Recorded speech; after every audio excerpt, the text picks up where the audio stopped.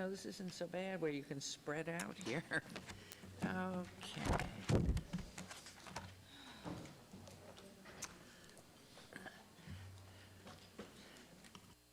I have on my agenda, I'm starting off with a special joint city council. Okay, that's at the end then. Okay, all right. Okay, good morning. May 20th, 2020 meeting of the City Council is called to order. This meeting has been properly noticed and posted in compliance with the open meeting law. These proceedings are being video recorded as well as presented live on KCLV, Cable Channel 2, and are closed captioned for hearing impaired viewers. Please note, customers of CenturyLink and Cox Communication may view this program in high definition on Channel 1002 and in standard definition on Channel 2. You may also watch this morning's meeting live on Apple TV, Roku, Amazon Fire TV, and on the Go Vegas app. The City Council meeting, as well as all other KCLV programming, may be viewed on the internet at www.kclv.tv/live. The proceedings will be rebroadcast on KCLV Channel 2 and the web the Wednesday of the meeting at 8 p.m., Friday 4 a.m., Saturday 7 p.m., Sunday at 7 a.m., and the following Monday at 5 p.m. This building is protected by state-of-the-art fire detection and suppression sprinkler systems. If alarms should activate during today's meeting, please evacuate using the exits at the back of the chambers, going out to the mezzanine, proceed out the double doors to the terrace, and go down the back staircase. For anyone who has difficulty with stairs, please check with the marshal or fire official for assistance. And once outside, assemble on the northeast corner across the street from City Hall at Lewis and First Streets. Employees wearing safety vests or city marshals will inform you when it's safe to re-enter the building.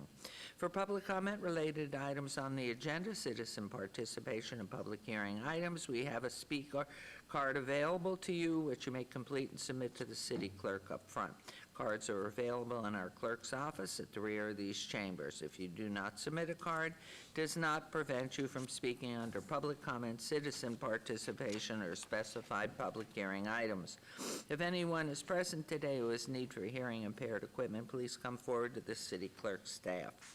And please note, if you parked in the parking garage across the street, a self-validation machine is located in the foyer between the council chambers and the security desk you walk through to enter our chambers. You must have your ticket with you to use the machine, but if you do not, see security personnel when exiting for a validation coupon. And before we proceed with the agenda, would everyone please rise for the invocation given by our wonderful Reverend Bonnie Pauley, Christ Episcopal Church, and then remain standing for our Pledge of Allegiance. Let us pray. Lord God, the coronavirus has turned our world upside down. At times it seems like we are living in a twilight zone. Face masks have become the norm, along with practicing social distancing. We ask that we may find peace and joy in the midst of our trials. We pray that you would teach us what it means to see beyond our troubles, knowing that you are with us and will never leave us. We see the challenges from those around us who are facing. We ask you to intervene, to be with those who are in need, to prompt us to participate with you as you care for your people, and most of all, to restore creation and make all things new. We pray that we would not be anxious, but that you will give us your peace. Let us live differently in the midst of trial so that the world might see you in us. Bless each of these council members gathered here today as they strive to address the needs of our community. Give them courage, wisdom, and foresight to provide for all whom they serve in their offices, to promote the well-being of all people. For yours is the kingdom, O Lord, and you are exalted as head over all. Amen.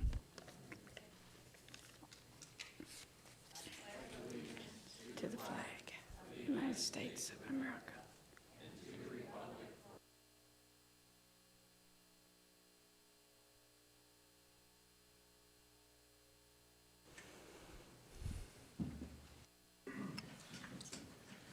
Thank you.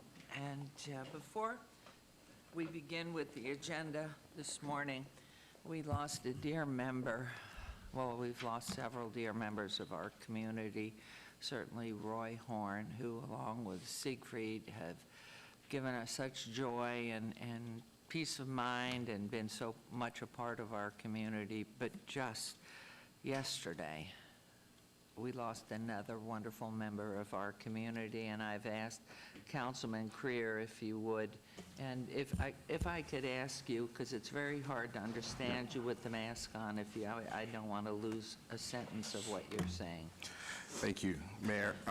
Normally I don't have prepared remarks. I sort of just talk off the cuff, but today I wanted to make sure I didn't miss anything because this is so important. As the mayor mentioned yesterday morning, Pastor Dr. Robert E. Fowler Sr., who's a pastor of Victory Missionary Baptist Church, passed away. He served as senior pastor at the V since 1996. And under his leadership, Victory has become the church where the Lord is lifted and the word is learned. Dr. Fowler graduated from Southwestern Baptist Theological Seminary, and he received his Doctorate of Ministry degree from Tyndale Seminary in Dallas, Texas. Dr. Fowler was committed to his congregation and continued to hold church and prayer services virtually during this coronavirus pandemic. He wanted to continue to preach and teach the Word of God to bring a level of hope and comfort to the community. And as a member of the Board of Regents, I had the opportunity to present Dr. Fowler with the highest award that the Nevada System of Higher Education hands out, which is called the Distinguished Abadan Award.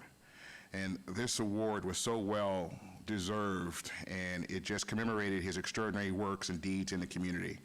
He was truly a blessing to everyone that he came in contact with. Dr. Fowler frequently participated during city council meetings, giving the invocation. He believed it was his civic duty to be involved with his community, and we at City Hall will miss his presence. Dr. Fowler had a peaceful spirit, and many, many people, especially the members of Victory, looked to him for the Word of God and direction. He was a leader with a strong presence and was always willing to serve his community whenever he was called upon. On behalf of the Las Vegas community, I would like to say farewell to this faithful community servant and my friend, who touched and improved the lives of many. I'd like to close with a scripture and then have a brief moment of silence. I have fought a good fight. I have finished my course. I have kept the faith. Thank you.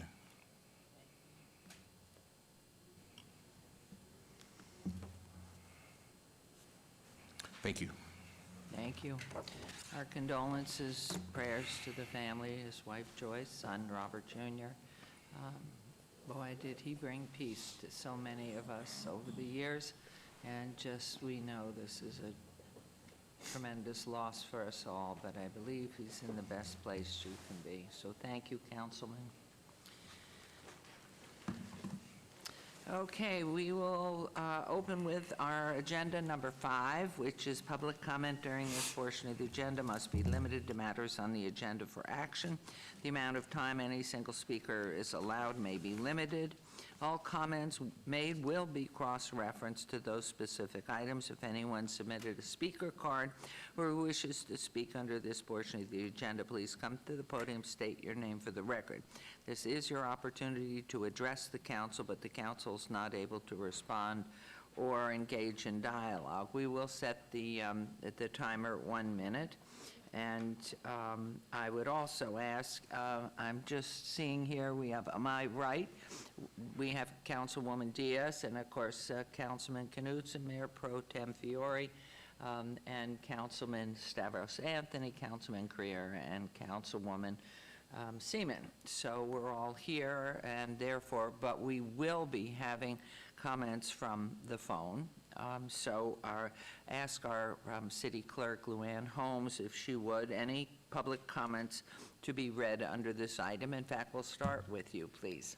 And I'm going to ask anybody who's speaking, if you can, just briefly, especially if you come to the podium, briefly take your mask down just for a moment so we can identify you in the future. And for anybody who's speaking from staff, except if you're at the podium speaking, would you just, for clarity, it's very hard sometimes to hear through the mask. And people need, and I'm sorry, Ms. Holmes, I don't want to do that, but please. Good morning, Mayor and Council. I just want to remind everybody, viewers can follow along with the meeting by watching our live stream on KCLV Channel 2, YouTube, and by accessing our meetings and agendas page on the city's website at lasvegas.primegov.com/portal/search. E-comments will be available for the public comment and public hearing items on the City Council agenda online at www.lasvegasnevada.gov/council comment and via email at citycouncillive@lasvegasnevada.gov. Know that comments received after an item has already been heard and acted upon will be included in the record without being read aloud.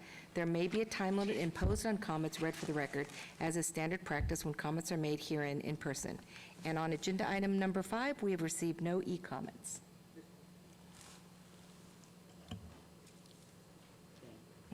Thank you very much. Okay, is anyone wishing to address the council, please come forward and state your name for the record. And briefly, for a moment, just pull your mask down. Hearing and seeing no one, we'll move on to agenda item 6.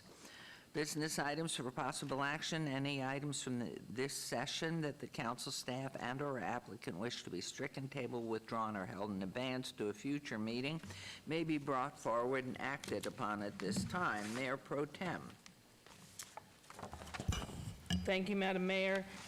As I read through the following items that have been requested and held in abeyance, withdrawn, tabled, or stricken, I just have a question, and it would normally go to Robert Summerfield.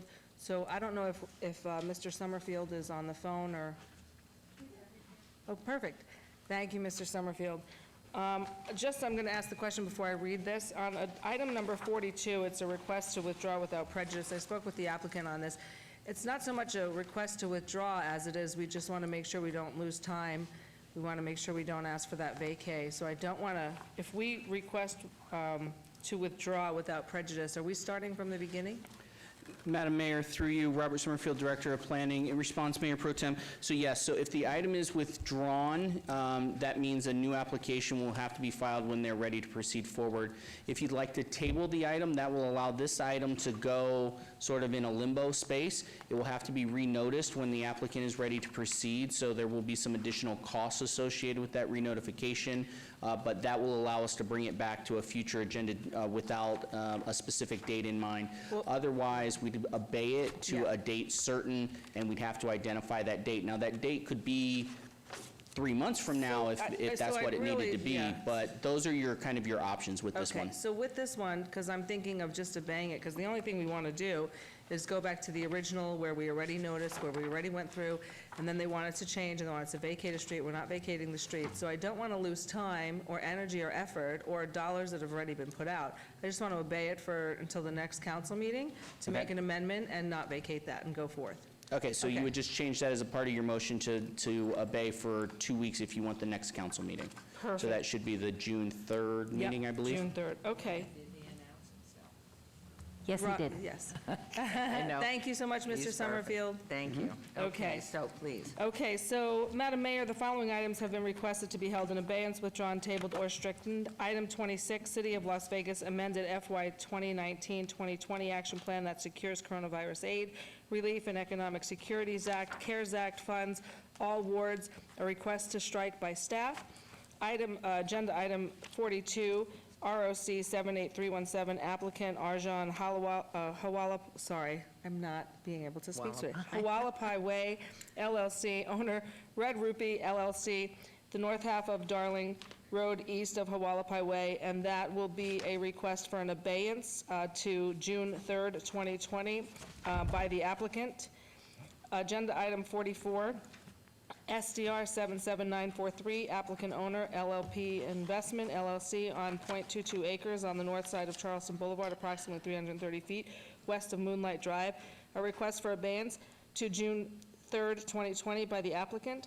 And 49 and 50, GPA 78218 and zone 78219, applicant owner City of Las Vegas on approximately 40 acres in the Las Vegas Medical District, generally located South Charleston Boulevard east of Rancho Drive. A request for an abeyance to June 17th, 2020 by staff. And final item, Agenda 60, EOT 78630, applicant owner Fremont Properties LLC at 1930 Fremont Street, Suite A. A request for an abeyance to June 17th, 2020 by the applicant. And Madam Mayor, that will be my motion. Thank you very much. There's a motion on the floor. Would you please vote? And then please post. Thank you. That motion carries. We'll move on to Agenda Item 7 for possible action to approve the final minutes reference of the April 15th, 2020 regular City Council meeting. Mayor Pro Tem, may I have a motion on those minutes, please? Madam Mayor, I move to approve the minutes of the April 15, 2020 regular City Council meeting. Thank you very much. As a motion, please vote and please post.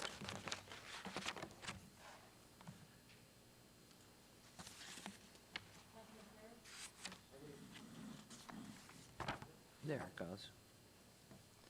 And that motion carries. Thank you. We'll move on to agenda items 8 through 25 on the consent agenda, which are considered to be routine or recommended for approval by the departments, may be enacted in one motion. Are there any items that the council wishes to bring forward? Okay, seeing, hearing none, Mayor Pro Tem, may I have a motion on these items? Madam Mayor, I move to approve consent items 8 through 25.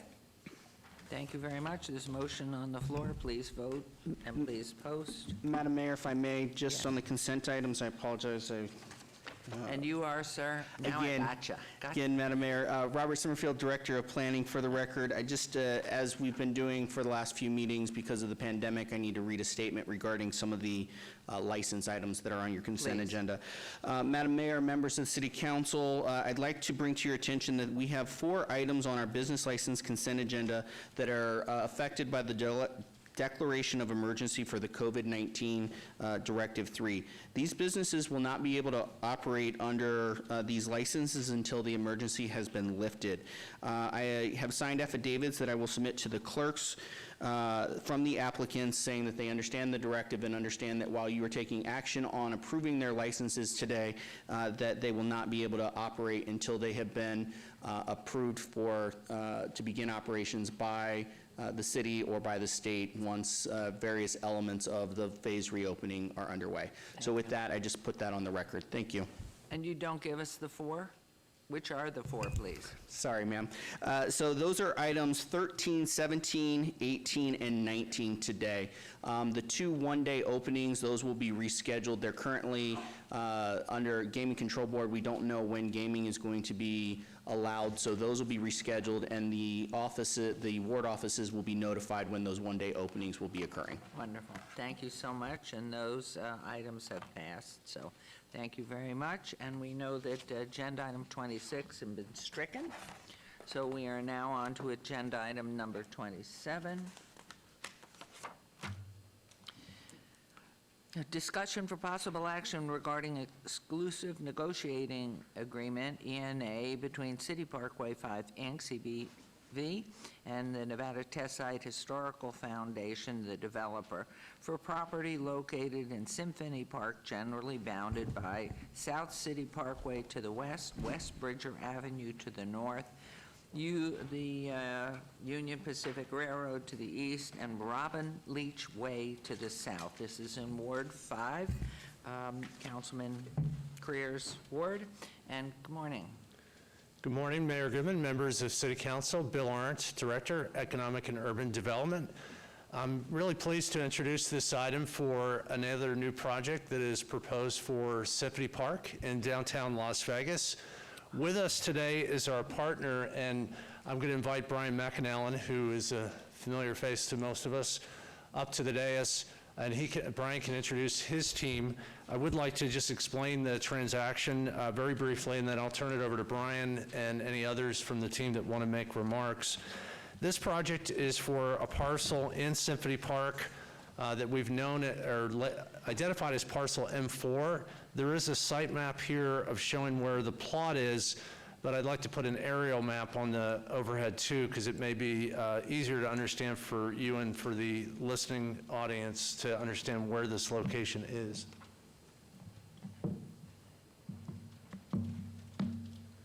And so the parcel is just almost immediately adjacent to one of our parking garages in Symphony Park, the parking garage that is behind or toward the east of the Smith Center for the Performing Arts. And then also the parcel is just immediately south of a housing development that is undergoing construction, being framed as we speak for a project known as Aspen Heights that's being developed by Aspen Heights out of Austin, Texas. So this is a piece of land that's adjacent to the railroad. It has a lot of visibility from all points, and we think will be a great site. The project that's proposed is the National Atomic Testing Museum, and it is being proposed to relocate from its existing location on the campus at UNLV, and they're looking to develop a new building which would be developed over time. This agreement is an exclusive negotiation agreement. So what this does is it allows the project team to explore the site, do soils testing, understand the physical site to see if it's a good fit for the museum. They'll have 6 months to develop their plans.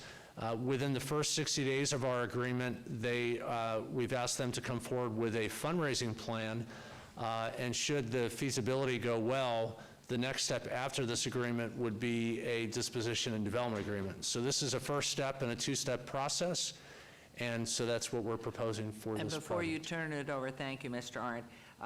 Mr. McAnallen pointed to the proposed site plan, but could you point to where it is on the Symphony Park? The green? Okay. So it's sort of northeast corner of the Smith Center. Correct. Or you could think of it just east of the park. So just if you were walking along the park, heading eastbound facing downtown, you'd walk right into it. Immediately north of the park with the great... Immediately, yeah, I guess... east, northeast. East, southeast, Yes. so, Okay, yes, thank you. okay. Okay, please continue, Mr. Arndt. And so we're really pleased to announce this project. I wanted to let Brian and the project team explain more details about the vision for the project and why they're interested in this site in Symphony Park. So I'll turn it over to Brian. Thank you. Madam Mayor, members of the council, Brian McAnallen on behalf of the National Atomic Testing Museum and the Foundation. We are so excited about this opportunity to relocate downtown and to be part of the museum corridor, if you will, and to bring another cultural amenity down to the city of Las Vegas. We think that this is a phenomenal opportunity for the museum, which has been located, as Mr. Arndt said, at the DRI campus adjacent to UNLV for 15 years. And this gives us an opportunity to tell our story in a different way, to expand in an area in which we previously, the DRI building is one that we really cannot expand in currently. And there will be other opportunities and amenities that we'll be able to bring to a new site that will certainly help the museum. That being said, we enjoy a fantastic relationship with DRI and NSHE and have for the past 15 years. We also have a partner in the U.S. Department of Energy, and those relationships will continue as we relocate downtown. With me in the audience is Chris Ziske and James, who is also assisting and helping the museum as we go forward. We have many of the museum board members watching and actively excited about this opportunity. We, for reasons of COVID-19, just chose to have me kind of come down and present today. We've briefed all of you individually and will continue to do so as we move through this next 6 months process and develop our fundraising plan, as well as determine what we need to with regard to the site and come up with tactical plans going forward after that. I can't impress upon you how much we are interested in continuing to tell the story and the history of Las Vegas, and being adjacent to the railroad, which is really how Las Vegas, as we celebrate the 115th anniversary of the city, is a part of that history, and we're excited to be right beside that. We believe we, as well as Boulder Dam and Hoover Dam, were a part of really growing Las Vegas and bringing the face of a new Las Vegas, as we did in the 50s with atomic testing that took place out at the site.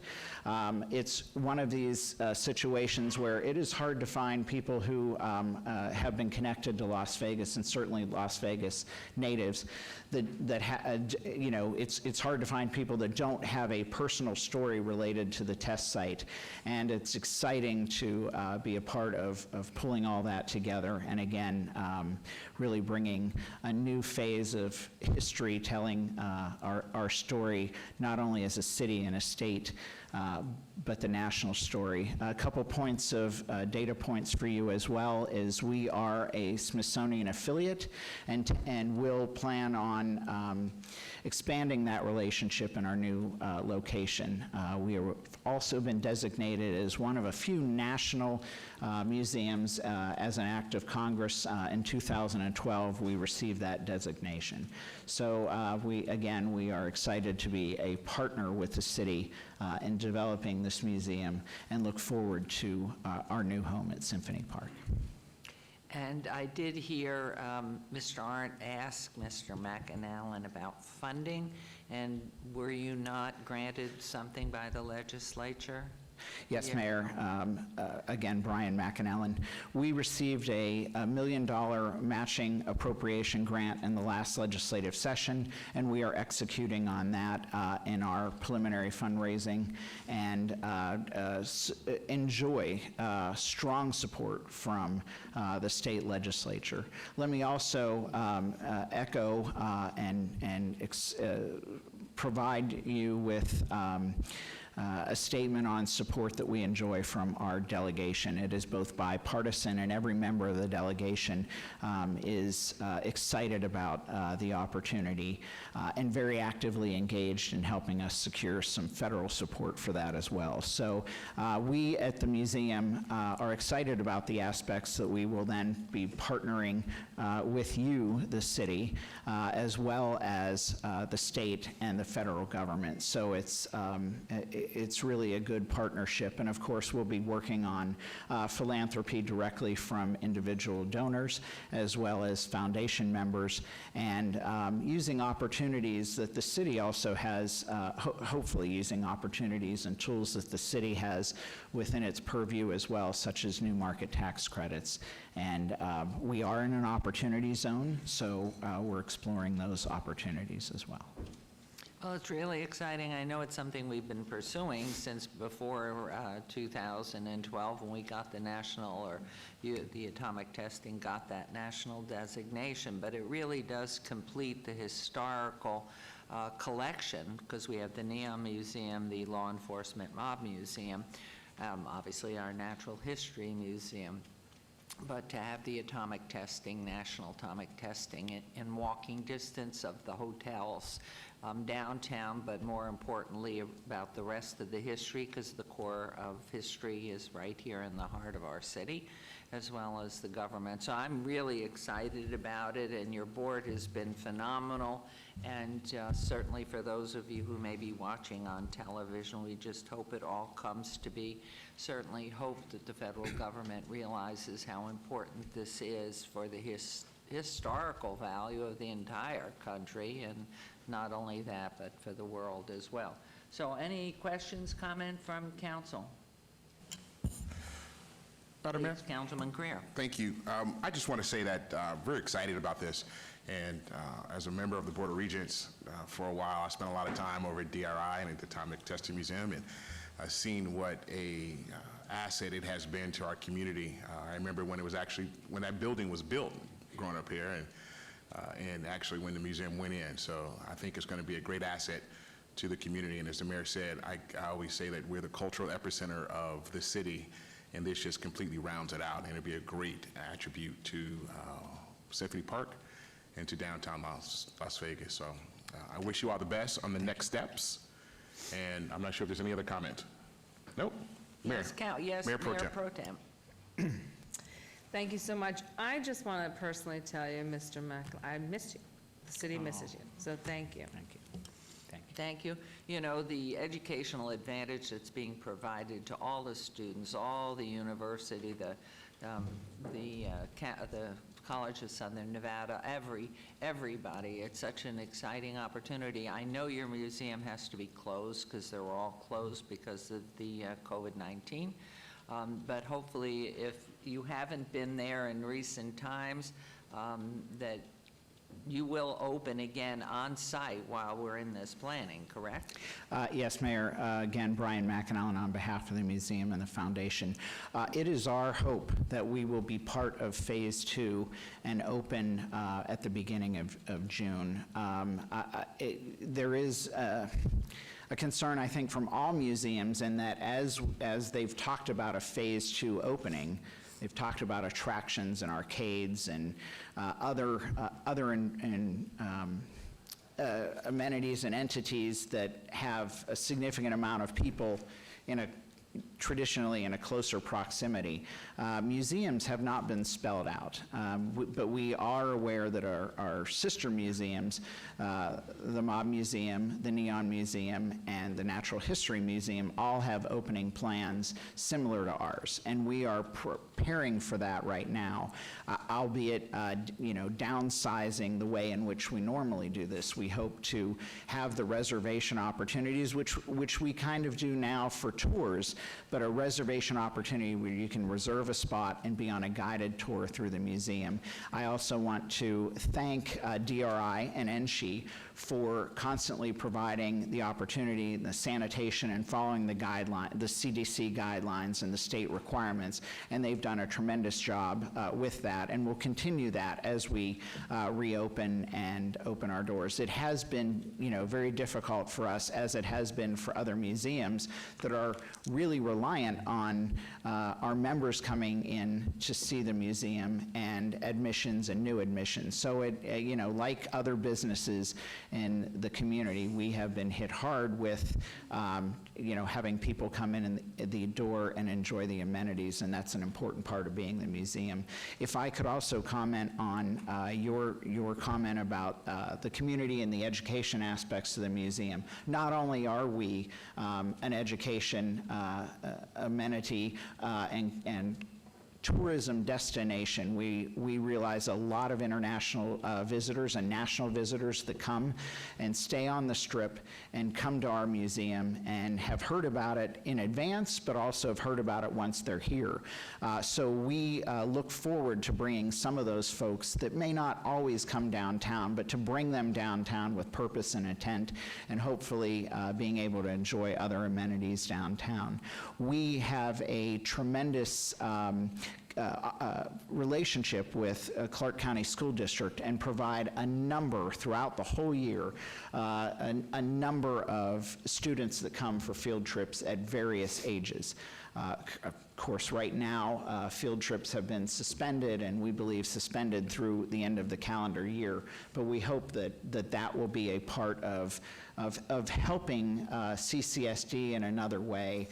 I know my daughter, for the first time, I brought her down to the museum before, but she went in a field trip this year, and it was exciting to see her class engage in that effort. So we will be modifying how we provide field trips going forward. But the other aspect of Symphony Park that I'd like to point out is you have two cultural entities that do field trips on a regular basis, the Children's Discovery Museum as well as the Smith Center. So it will be a good and natural opportunity for the buses and, the offloading and pickup in Symphony Park that is already worked out and addressed. So I think that that is another opportunity for us that will be not disruptive to the community there at Symphony Park, and one in which is already functioning in a high degree of success. Well, thank you so much for your presentation, Mr. Arndt, as well. And I'm going to turn this over to you, Councilman Creers. It's Ward 5. Thank you, Madam Mayor. I'd like to make a motion for approval. Thank you. There's a motion to approve agenda item number 27. Please vote and please post. Thank you.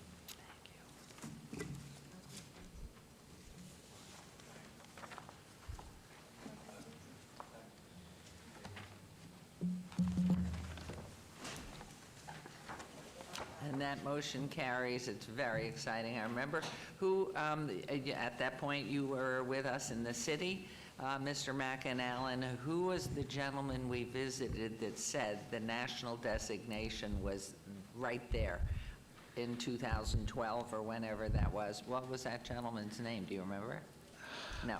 Mayor, I'm Brian McAnallen, again, on behalf of the museum and the foundation. I can't exactly remember who it is, but I'd like to tip our hat to former United States Senate Majority Leader Harry Reid, who helped carry that national designation through the U.S. Senate and the U.S. House, and we really appreciate and enjoy that special designation. As I mentioned, the relationship with the Smithsonian Museum. I also would like to point out that we have the Mulaski Company with us here, and Richard Worthington and some of his staff.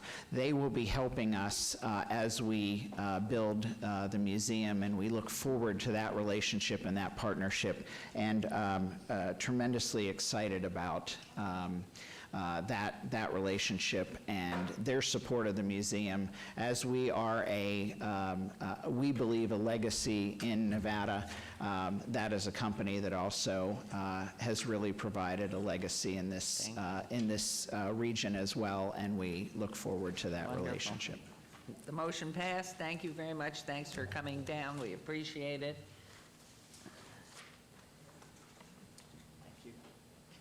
Thank you. Yes, please. Thank you very much. Where are you, Mr. Worthington? Where is Rich Worthington? Are you here somewhere? He walked away? Okay. Rich, thank you for coming and doing this. Okay, let's move on to Agenda 28. Discussion for possible action regarding the review of and selection from various processes for the recruitment of a city attorney, including possible authorization to the acting human resources director to execute a contract with an executive search firm not to exceed $50,000 from the general fund. There you are. I see when you came up. I mean, believe me, we are all into doing exactly what the governor has asked us to do. You have yours. We all have ours. We carry them. But it's hard to look at who you are through your wonderful mask. So thank you very much, Mr. Zamora. But please announce yourselves. Go ahead. Good morning, Mayor, council members. For the record, Vince Zamora, Acting Director of Human Resources. The item before you today is to discuss the recruitment options available to you for the upcoming city attorney vacancy and to ultimately provide direction on how you would like to proceed. It is important to note that we do want to assure that all candidates are qualified and that they meet the eligibility requirements of the job description. So with that said, the options for you to consider are an internal promotional process where we post the position internally, which allows for only city employees to apply, an open competitive process, which allows for city employees and external applicants to apply, or we engage a search firm to conduct a regional and/or a national search. And with that said, I'm open to your questions. I would like to ask, when you said, obviously, open internally is one, open internally, but when you said more broadly, Yes. is that only within the city, within the state? We would post it on our website, open to all candidates that would be perusing our website and/or looking for other job opportunities with the city. Okay, thank you. Were you adding something? Morgan, thank you. Okay, so any comments? Mayor Pro Tem, oh, yes, Councilman Gleason, I'm asking you, I can't hear you with your mask, so I'm sorry. Put it back up. Okay, thank you, Mayor Pro Tem. Thank you, Madam Mayor. Depending upon the comments, I would like to move to go with item Agenda 1, where we choose internally, The option one. option 1. Is that in the form of motion? Yes, but anybody, did you want to add something? Yes, please. I concur. Very much. Now you can go back in your mask. Thank you. Okay. So, Madam Mayor, there's that's no my problem. motion. All right, there's a motion to do the entire process from internally. And Please, wi- so please vote. And Mayor, just as a side, with that process, you would be performing an interview process with the internal candidates to go ahead and vet them and assure that HR has the appropriate applications and that they meet all of the qualifications of the job description. Okay, while there's a motion on the floor, which everyone is voting upon, what would be the timeline on all of this? When would it open? When would it close? And then what is the timeline for getting through the process? With your approval today, we can have it posted very quickly, then today, tomorrow, and we can have it, we typically have internal opportunities available for 5 days. Okay. And very shortly thereafter, we would be able to provide counsel with the candidates who have applied for the position. Okay. Madam Mayor? Yes, I please. just have a point of clarification. If we decide to go with item 1, which is to look at internal candidates, which I think is the right thing to do, you mentioned that we would be obligated to interview everyone. I just want to be clear, because if there is a candidate that stands out and the council decides that they would like to move forward with that candidate, I wouldn't want it to be obligated to go through a functionary process that is going to have. If it's the council's desire to go ahead and approve a candidate and have them appointed and placed on the agenda for ratification, we would follow the direction of the council. Okay, thank you. So then, Madam Mayor, I have another question. Oh, go ahead. Yes, Yeah, please, Councilman Anthony. So as part of the motion to bring this back to the next city council meeting? Good point. I would like that to be part of the motion. So, because time is of essence, so can that be part of the motion? Yes. Okay. Now, one more question, sorry, part of this.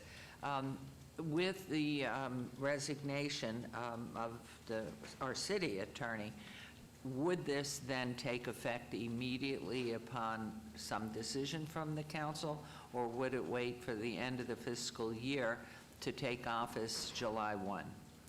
You can have the ability to have a dual fill to consider transition of the duties with Mr. Jerbick, or you could go ahead and have it effective on the date of his retirement. Okay. So that's another option at that time. Okay, would you post? It's still circling, it's not posting. Okay, it did pass unanimously. Thank you very much. Thank you. Thank you. Okay, we'll move on now to resolutions.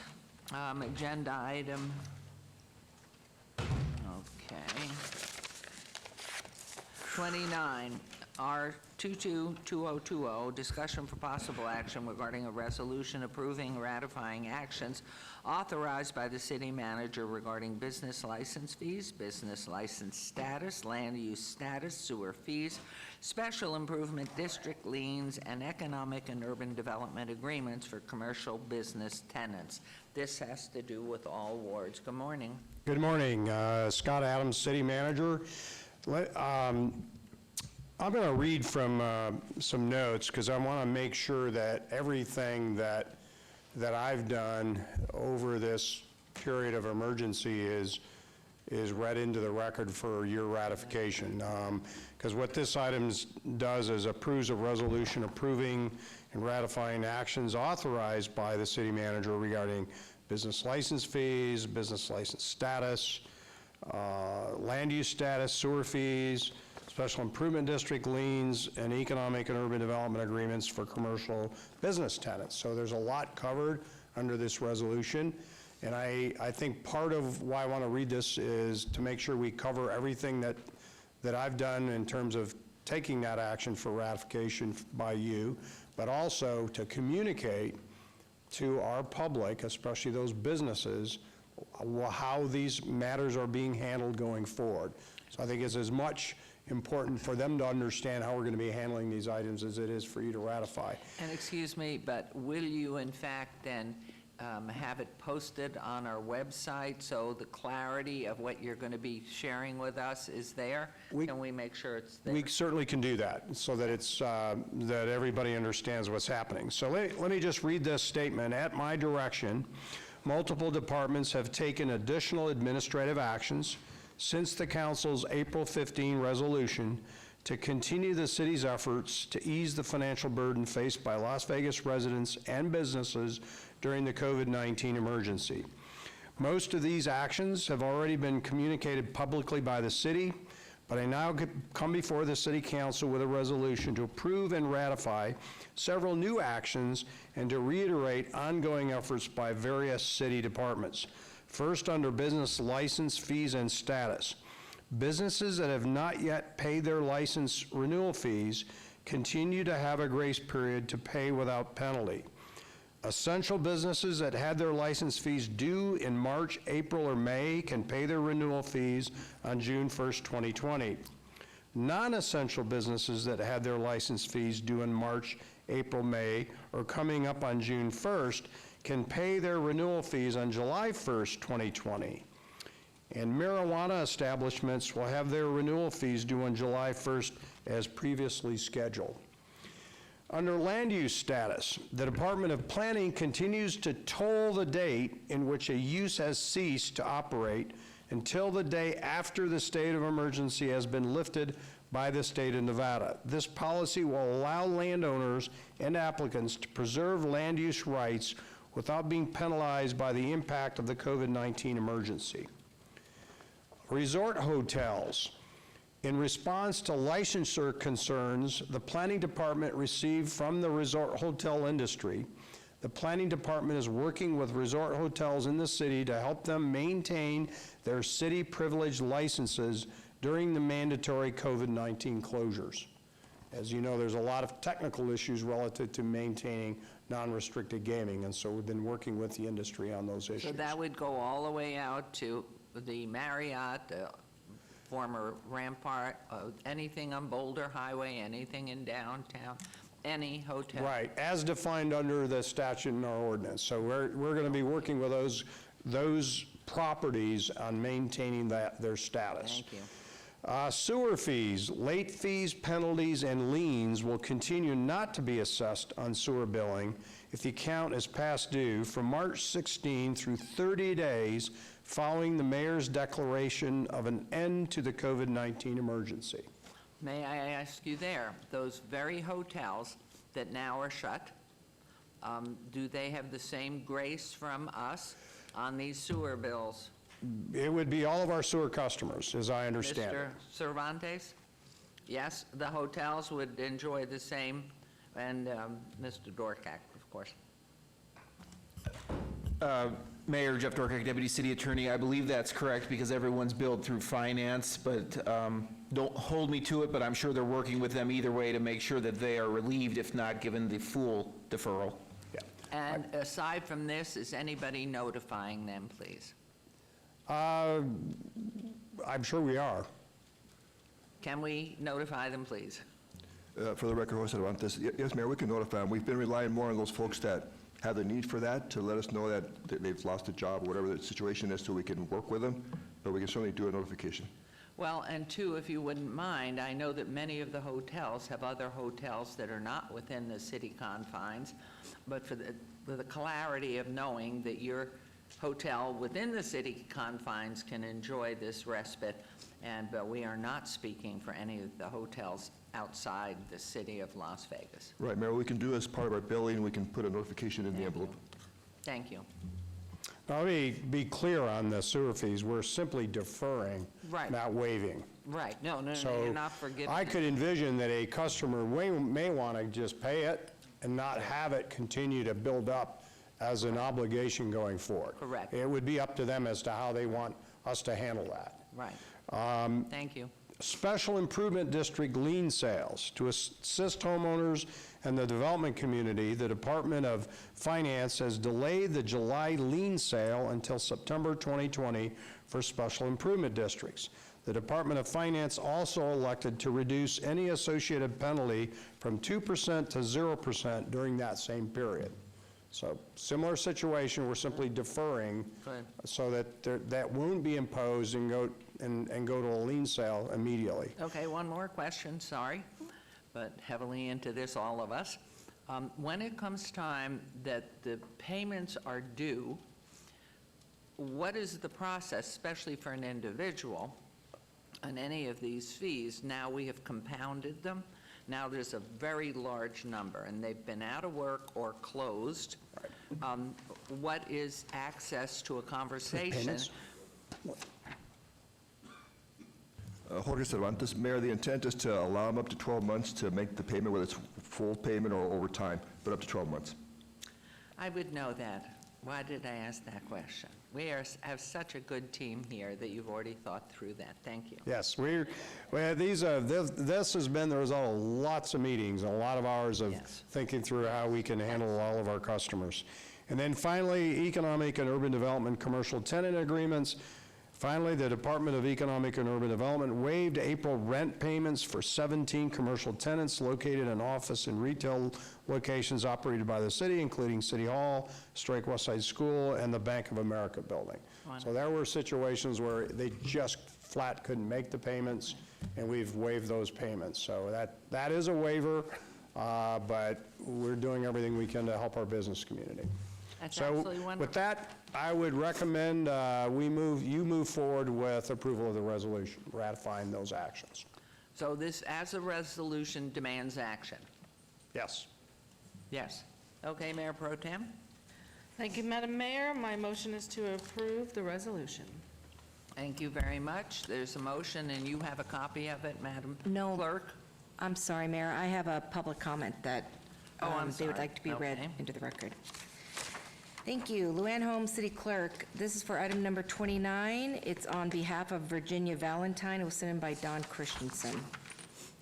Mayor Goodman and members of the City Council, I write today in support of agenda item number 29 and respectfully ask on behalf of our members that you pass and adopt resolution R-22-2020. After more than 2 months of closure and with the next phase of business reopenings on the horizon, Nevada's largest industry has already begun preparing for the day when its operations can safely resume. Employees can return to work and our members can once again generate much-needed economic activity and tax revenue. Vital to the business community's recovery is flexibility and consistency from local governments through the phased-in reopening process. Resolution R-22-2020 provides relief to businesses and individuals impacted by the COVID-19 virus by waiving or deferring certain penalties and requirements. The flexibility outlined in this resolution allows resort operators to gradually reopen amenities when permitted and demand returns. Without these waivers, resorts would be faced with the difficult business decision of either having to open all of their operations or remain completely closed to be in compliance rather than be guided by safety and what makes economic sense. This measure also protects licensees by preserving their license and entitlement status. No business should be in jeopardy of losing their license as a result of community-wide circumstances beyond their control. The resolution also provides for consistency across all the local jurisdictions in Southern Nevada. This action will prevent other local entities that allow a phased-in reopening approach from having a competitive advantage and attracting gaming business away from the city of Las Vegas. We ask that you adopt Resolution R-22-2020 and support businesses and their employees by providing the flexibility needed to recover from the crisis as quickly and safely as possible. I'd like to recognize and thank City Manager Scott Adams and Deputy Planning Director Mary McElhone for collaborating with business communities on this item. We appreciate their work as it will help expedite Las Vegas's recovery efforts. Thank you for your consideration in this matter. Sincerely, Virginia Valentine, President of the Nevada Resort Association. That's Thank you. wonderful, and thank you, Ms. Valentine. I have to tell the world that, of course, she got her feet wet after being a wonderful engineer right here at the city as our city manager some years back. So thank you, but Mr. Adams, really, remarkable work, Ms. McElhone, and your entire team, to make this happen and taking such a strong leadership role and sensitivity to the people and the businesses that operate here.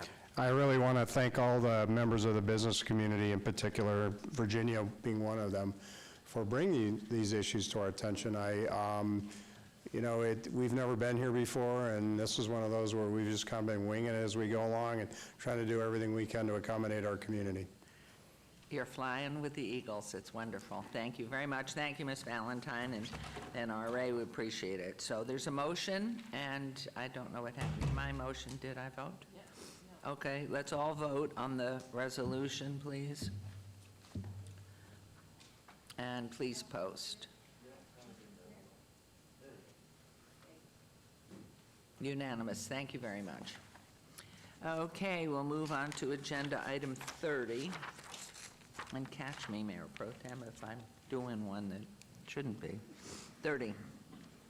R232020, discussion for possible action regarding a resolution establishing the CARES Act Special Revenue Fund to be used to account for funds received pursuant to Section 601B of the Social Security Act. It's added by Section 5001 of the Coronavirus Aid, Relief, and Economic Security Act, Public Law Number 116-136, Division A, Title 5, March 27, 2020, reference all wards. Good morning. Good morning, Mayor and Council. Vanetta Alpiar, Director of Finance. The resolution you have before you is to establish a special revenue fund for the CARES Act money. A special revenue fund is used for financial reporting purposes to set aside a specific amount or a specific funding source and pay for certain specific costs. With this, we will be using this fund to account for all of the money we receive from the CARES Act, and we will be recording all of the expenses that are allowed pursuant to that act in that fund as well. And also, we will use this fund if we have any supplemental funding that's granted through the legislature. And can you answer for us the transparency of how the money is used? Is this account open to watch by the public? This is a special fund. It is sitting on our books, and it's its own fund, so it does have a very much more transparent reporting requirement. So, and we will be able to do any accounting that we need to do for the public as well, since we have separated it from all the other funds. Okay, thank you very much. Any questions by council here? With that, may I have a motion, Mayor Pro Tem, please? Thank you, Madam Mayor. I motion to approve agenda item 30. Okay, there's a motion on the floor. Please vote and please post. Thank you. Thank you, Ms. Appleyard. That motion carries. And now we'll move on to agenda item 31. Boards and commissions discussion for possible action regarding the reappointment of Joseph Throneberry to the Audit Oversight Committee. Mr. Throneberry has the recommendation of the city auditor, and he wishes to continue to serve. Procedure for this committee requires appointment, reappointment by the mayor with ratification by the city council, and therefore I would like to reappoint Mr. Throneberry and thank him very much for his service. And so please vote on this motion and please post.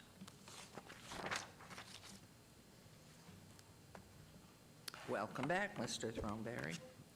All right, we're on to agenda item 32. Recommending committee bills eligible for adoption at this meeting. Bill number 2020-14.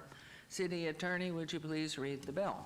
Yes, ma'am. Bill number 2020-14, an ordinance concerning the City of Las Vegas, Nevada Special Improvement District number 1485, Alta Drive, Landscape Maintenance FY 2021, providing for the payment of the costs and expenses of maintaining street beautification improvements, assessing the cost of maintenance against the assessable lots, tracts, and parcels of land benefited by said maintenance, ratifying, approving, and confirming all action previously taken, prescribing details in connection therewith.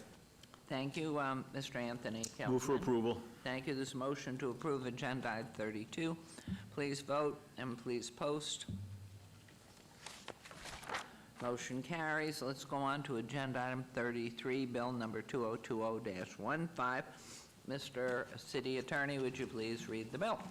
Bill number 2020-15, an ordinance concerning the City of Las Vegas, Nevada, Special Improvement District number 1516, Fremont Street Maintenance District, FY 2021, Las Vegas Boulevard to 8th Street, providing for the payment of the costs and expenses of a neighborhood improvement project, assessing the cost of the project against the assessable lots, tracts, and parcels of land benefited by said improvements, ratifying, approving, and confirming all actions previously taken, prescribing details in connection therewith. Thank you very much. Move for Councilman? approval. Motion to approve, please vote. Please post, motion carries. Thank you, and we'll go on to new bills. Items number 34, bill number 2020-17 will be heard at recommending committee Monday, June 1st, 2020. City Attorney, would you please read the new bill? Bill number 2020-17, an ordinance to amend LVMC sections 6.74.50 and 19.12.70 relating to the permissible locations for secondhand dealers and to provide for other related matters. Thank you very much. New bill number 2020-17 is assigned to the June 1, 2020 recommending committee members, Councilman Anthony and Mayor Pro Tem Fiore. If either so designated or unable to attend, the clerk's office will find substitutes if necessary at my direction. Thank you. Do we need to vote on that? No. No. Okay, we'll move. Are you in town June 1st? Councilman, are you in town, Joe? Are you here? Okay. Until this is lifted. Okay, we'll move on to agenda item 35, abeyance item. This is a public hearing and discussion for possible action to consider a request for a waiver and/or a reduction of fees totaling $18,334.59 out-of-pocket costs and $90,000 in civil penalties for a total of $108,334.59 recorded against property located at 1614 East Ogden Avenue. Property owner, MT Real Estate Investment, Inc. This is in Ward 5 with Councilman Creer. It's a public hearing which I declare open. And good morning. How are you? Good morning, Madam Mayor, Council. The item before you today is a public hearing to request for a requested waiver of fees and civil penalties at the request of the current property owner, MT Realty, for the property at 1614 East Ogden Avenue. Code enforcement has completed 4 abatements on this property since 2011, with the most recent one being 2019. The current property owner purchased the property from the previous owner, Jose Zapita, through a conveyance deed for $157,000.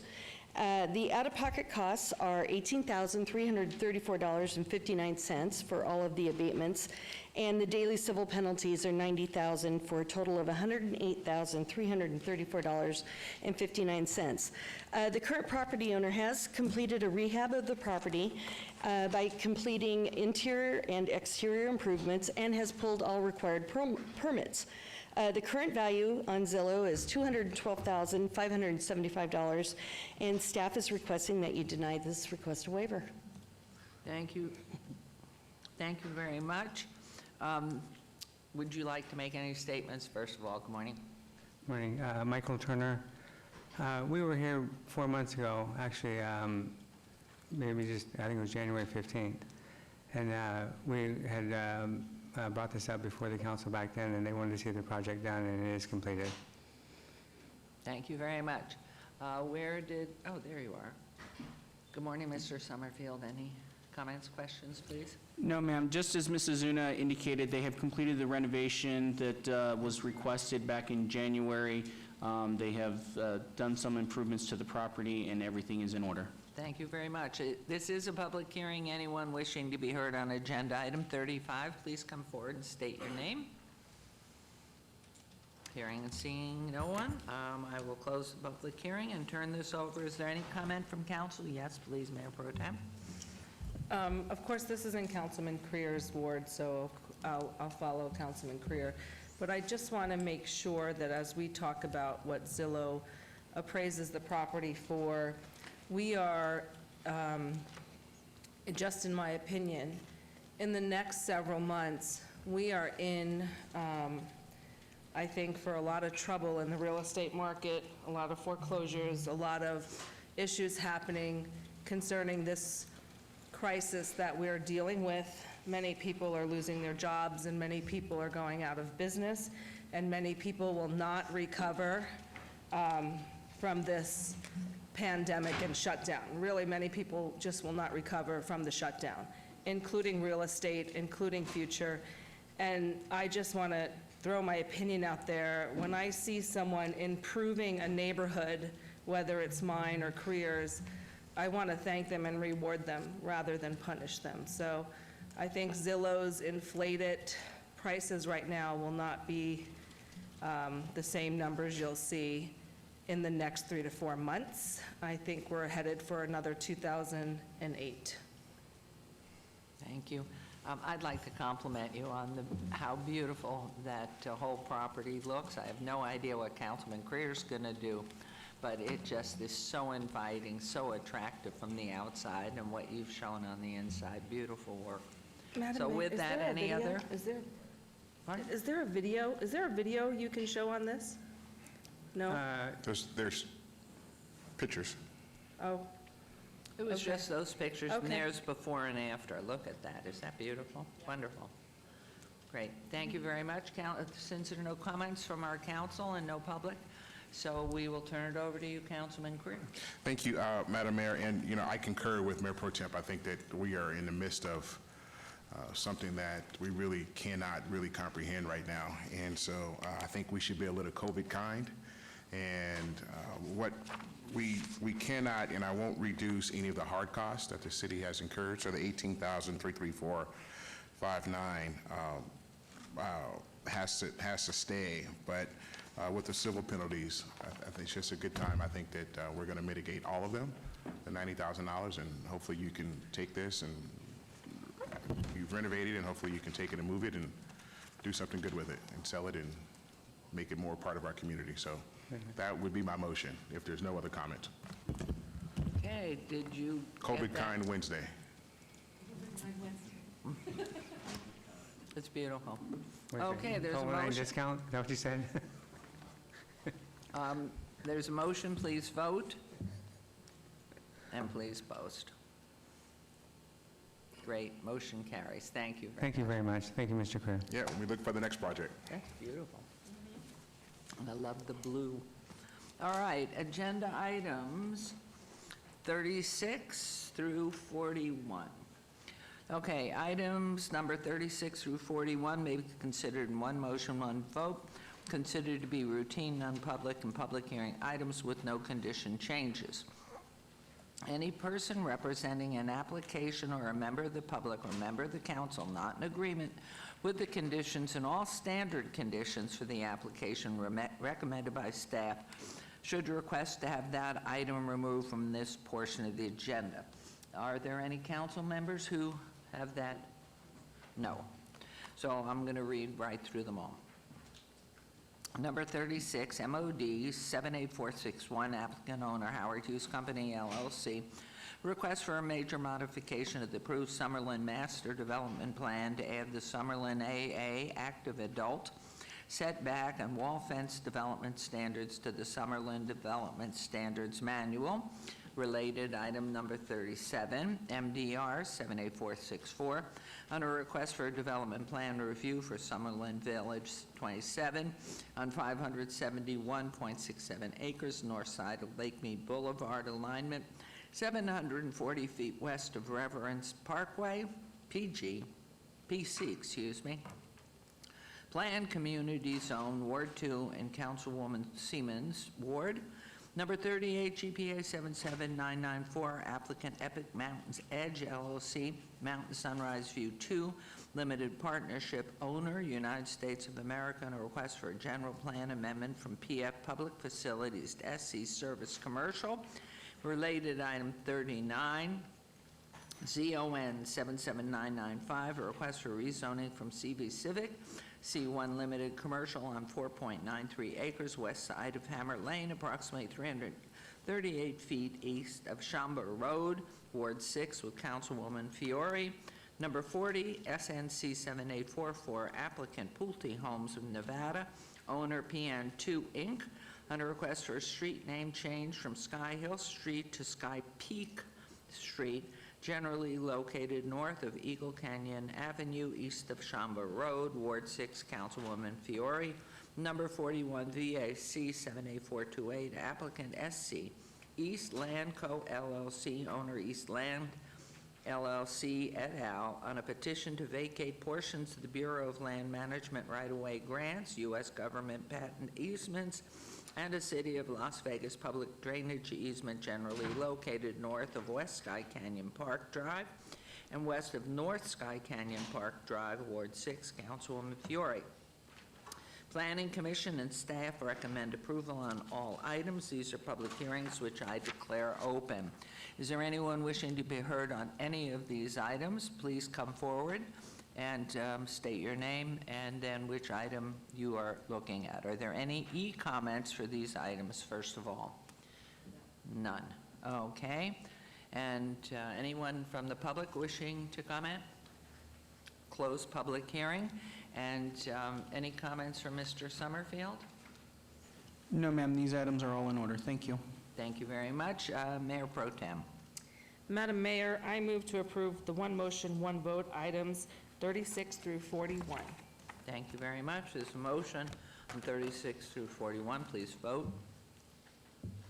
And please post motions carry. Thank you very much. And agenda item 42 has been obeyed to the 3rd of June. Okay, and we're on to agenda item 43. Okay. VAR 78229, public hearing, applicant owner Michael and Ruby Kelch, for possible action and appeal of approval by the Planning Commission on a request for a variance to allow an existing accessory structure, Class 2, carport that is not aesthetically compatible with the principal dwelling, to allow a 2-foot separation from the main building where 6 feet is required, a 0-foot side yard setback where 3 feet is required, to be located in front of the principal dwelling unit where such is not allowed, to exceed the height of the principal dwelling unit, which is such is not allowed, and to allow an 11-foot rear yard setback where 15 feet is required for an existing addition to a single-family dwelling, 0.14 acres at 717 South Mallard Street, R1 Single Family Residential Zone in Ward 1, Councilman Knudsen. Staff recommends denial. The Planning Commission approved an amended request to allow 11-foot rear yard setback where 15 feet is required for an existing addition to a single-family dwelling. This is a public hearing which I declare open. Are you the applicant? I am Michael Kelch, correct. Thank you. Madam Mayor. Thank you very much. Council people. Would you like to make some comments here? Basically, I put up this structure. I had it put up about 4 years ago due to, at the time my mother was living with us, I had also, a new vehicle had been bought previously. And it was basically to protect my vehicles and also to protect my mother for getting in and out of the vehicles, because in the summertime with her doctor's appointments and whatnot, it was very hard on her to get into a hot vehicle, okay? No matter how long you let the car run and, you know, with the air conditioning on, it just was very uncomfortable for her. There was also a reason for, I was planning for my retirement, which is getting very near, being able to purchase a RV. And it would be another reason to protect it from the sun and protect the investment, because normally anything that's in the sun for 5 to 6 years is the paint's falling off of it and everything's dried out of it. So this was put up basically without a permit. Didn't realize one was required at the time. So all I'm trying to do now is to get it approved so that I can get the Planning Commission and work with them to get the necessary permits I need to make this thing a viable part of my home, as it has been for the past 4 years. And you've been living in this residence, correct? Yes. Okay. Thank you very much. Mr. Summerfield. Madam Mayor, as indicated, the Planning Commission did approve a portion of this variance to allow the rear yard setback to be reduced to 11 feet where 15 feet is required for an addition that they placed in the back of the property. However, they did add a condition that the approval did require the removal of the carport within 90 days of approval, therefore denying that part of the request. Staff finds that the request is preferential in nature. There are no other carports that exceed or intrude into the front yard setbacks within this area, and so staff is recommending denial of this portion of the appeal. Thank you. So planning recommended removal of the carport, which this gentleman, Mr. Couch, has just said is necessary for his vehicle to stay cool, correct? It was final action at Planning Commission, so it wasn't a recommendation. Planning Commission approved a portion of the variance to allow him to continue to have the addition that he built in the back, so that he could keep that part with a reduced setback of 11 feet. They denied his ability to keep the carport in the front of the house, intruding into those setback areas. He has appealed that approval because he would prefer to have everything that he requested instead of just the rear part of the property setback that was approved. May I make a- Yes, please. I realize I'm Against- probably running a little long here, but originally this was all about the carport. The last minute, they stuck in the part about the back part of the house, which was something I was going to deal with anyways. It's just way too long to get into that situation at this time. But if they include it all at one time, as they had talked about, but let me keep the carport and make the necessary adjustments to it, that my conversations I've had with the planning board here just recently, they appear to be wanting to work with me now compared to at the last meeting where they gave me no options. Okay, thank you. This is a public hearing. Is anyone here on this particular agenda item? 43, would you please come forward, state your name? Is there anybody online, please, Madam Clerk? No. So at this point, unless council has anything to discuss, I'm going to turn it over to Councilman Knutson, and hopefully you've been in long dialogue with him. Thank you. Thank you. Thank you, Madam Mayor, and Mr. Kelch, thanks for taking the time to come down. We've spoken on the phone, and I know you've had numerous conversations with Antonia from my staff, and I'm very familiar with Mallard Street, and I think what you originally applied for is consistent with the overall feel of that general area. I'm going to ask Mr. Summerfield to help me on a motion to approve his original application with the understanding that Mr. Kelch will still have to work with Building and Safety to make sure it's a safe structure. So, Madam Mayor, through you, so Councilman, the motion would be to approve the appeal to allow, as part of this variance, the carport in the front of the building, and then you will be amending the conditions of approval to remove condition 1 that states that the carport must be removed within 90 days.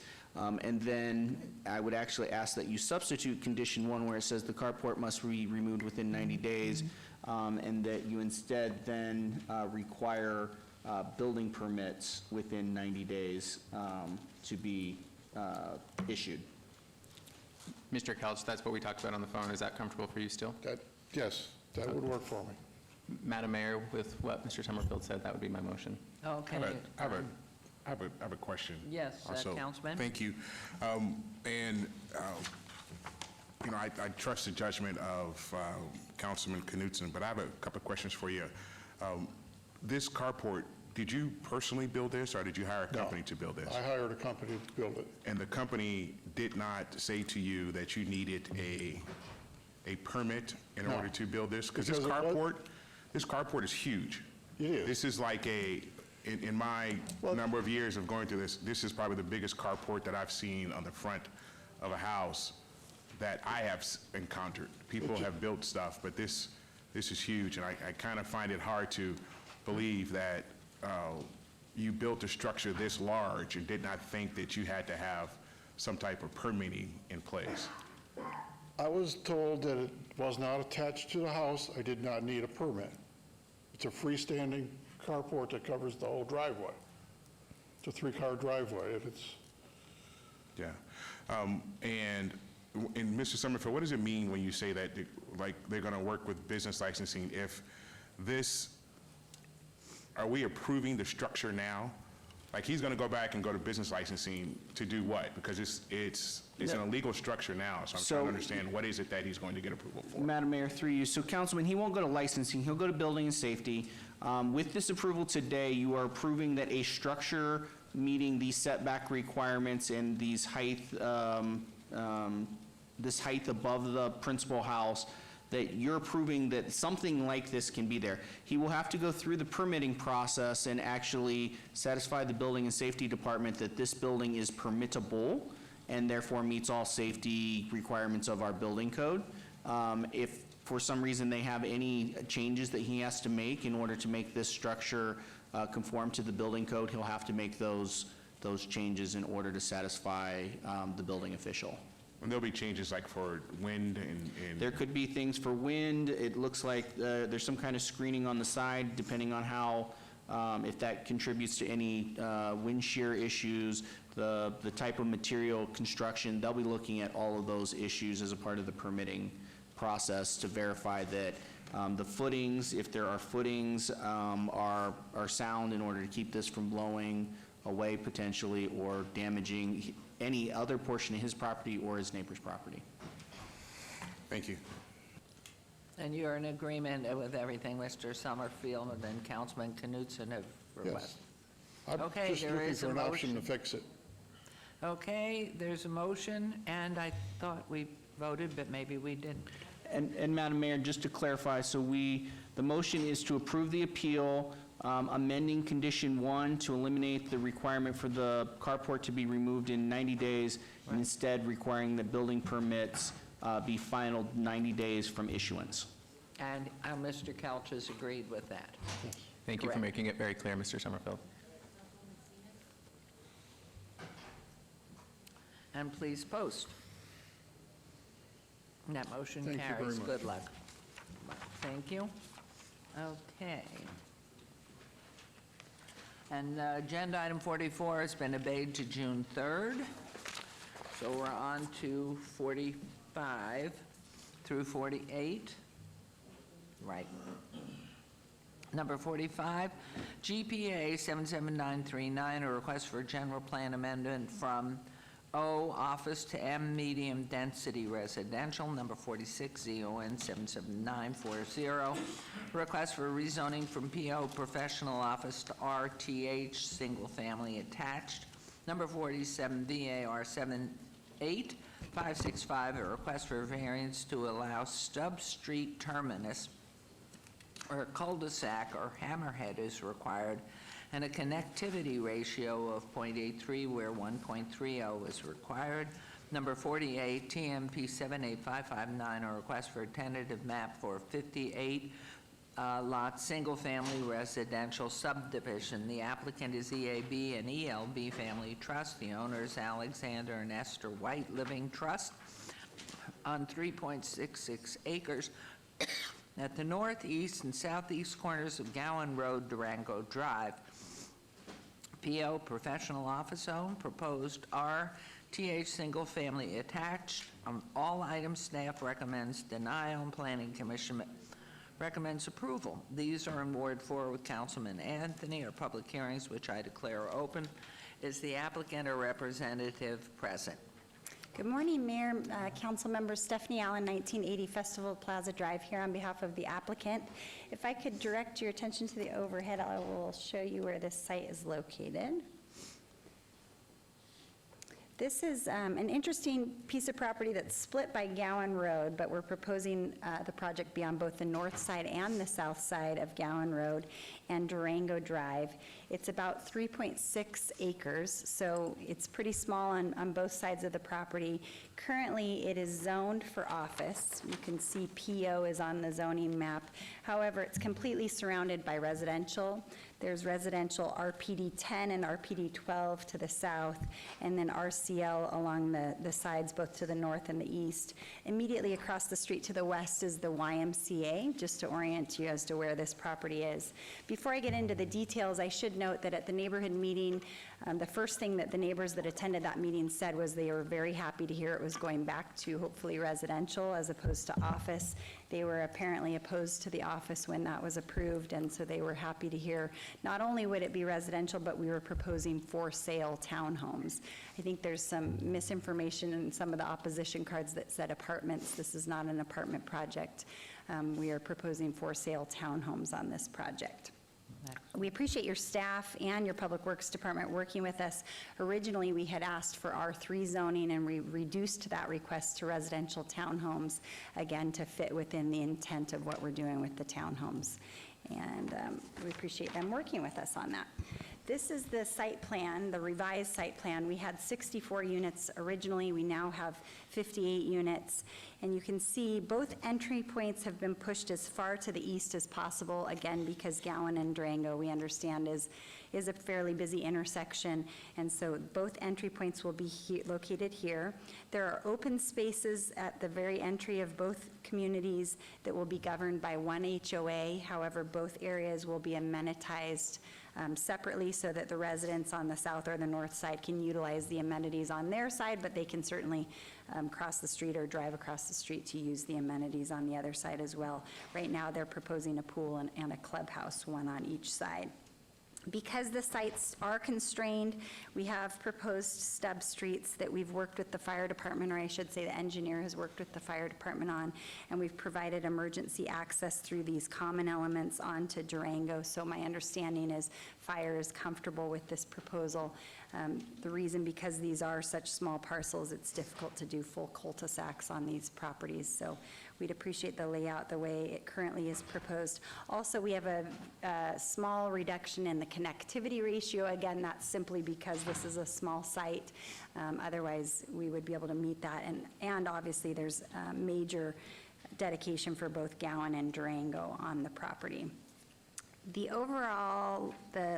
product type I'd like to show you is a really good-looking product type, and I think a demand is out there for sale townhomes like this. They're limited to 35 feet in height. However, they all have two-car garages on the first level, so from a parking standpoint, we meet all the parking requirements, and each unit will have their own garage with two-car garages. Then the second and third floor are the living spaces with good-size units from 1,200 up to 1,800 square feet.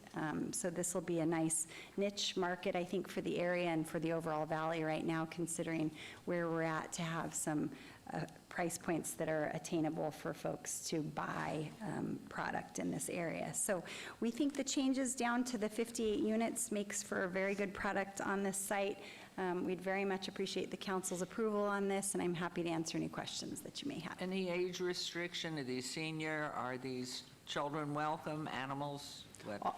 All are welcome, and there'll be amenities there. So if there are children, there's amenities right on the property for them, because obviously townhomes are attached, and so they'll need some space to play, and there's plenty of room on both sides. And any bus stops, RTC going up and down Durango? Yes, I'm glad you mentioned that. Thank you for reminding me. We did work with Public Works, and I know Lucian has a revised condition for a bus stop that will be on this northern parcel on Durango Drive.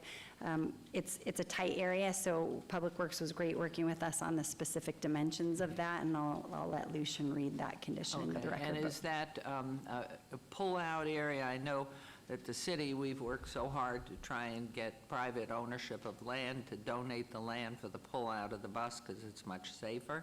Yes. Is that an occurrence here, or at this point not? Yes, there'll be a small area right here for a bus turnout and a easement with RTC. Okay, good, excellent. Yeah. Wonderful. Any comments from council? This is Mr. Summerfield first, then public. Thank you, Madam Mayor. So staff finds that the requested allowable density under this general plan amendment request is too intense for the surrounding area, and therefore has had to recommend denial of the general plan amendment and the zone change, as well as the subsequent variance and tentative map. If approved, as mentioned, Public Works does have a condition that they'd like to amend on the tentative map. That condition is condition number 7.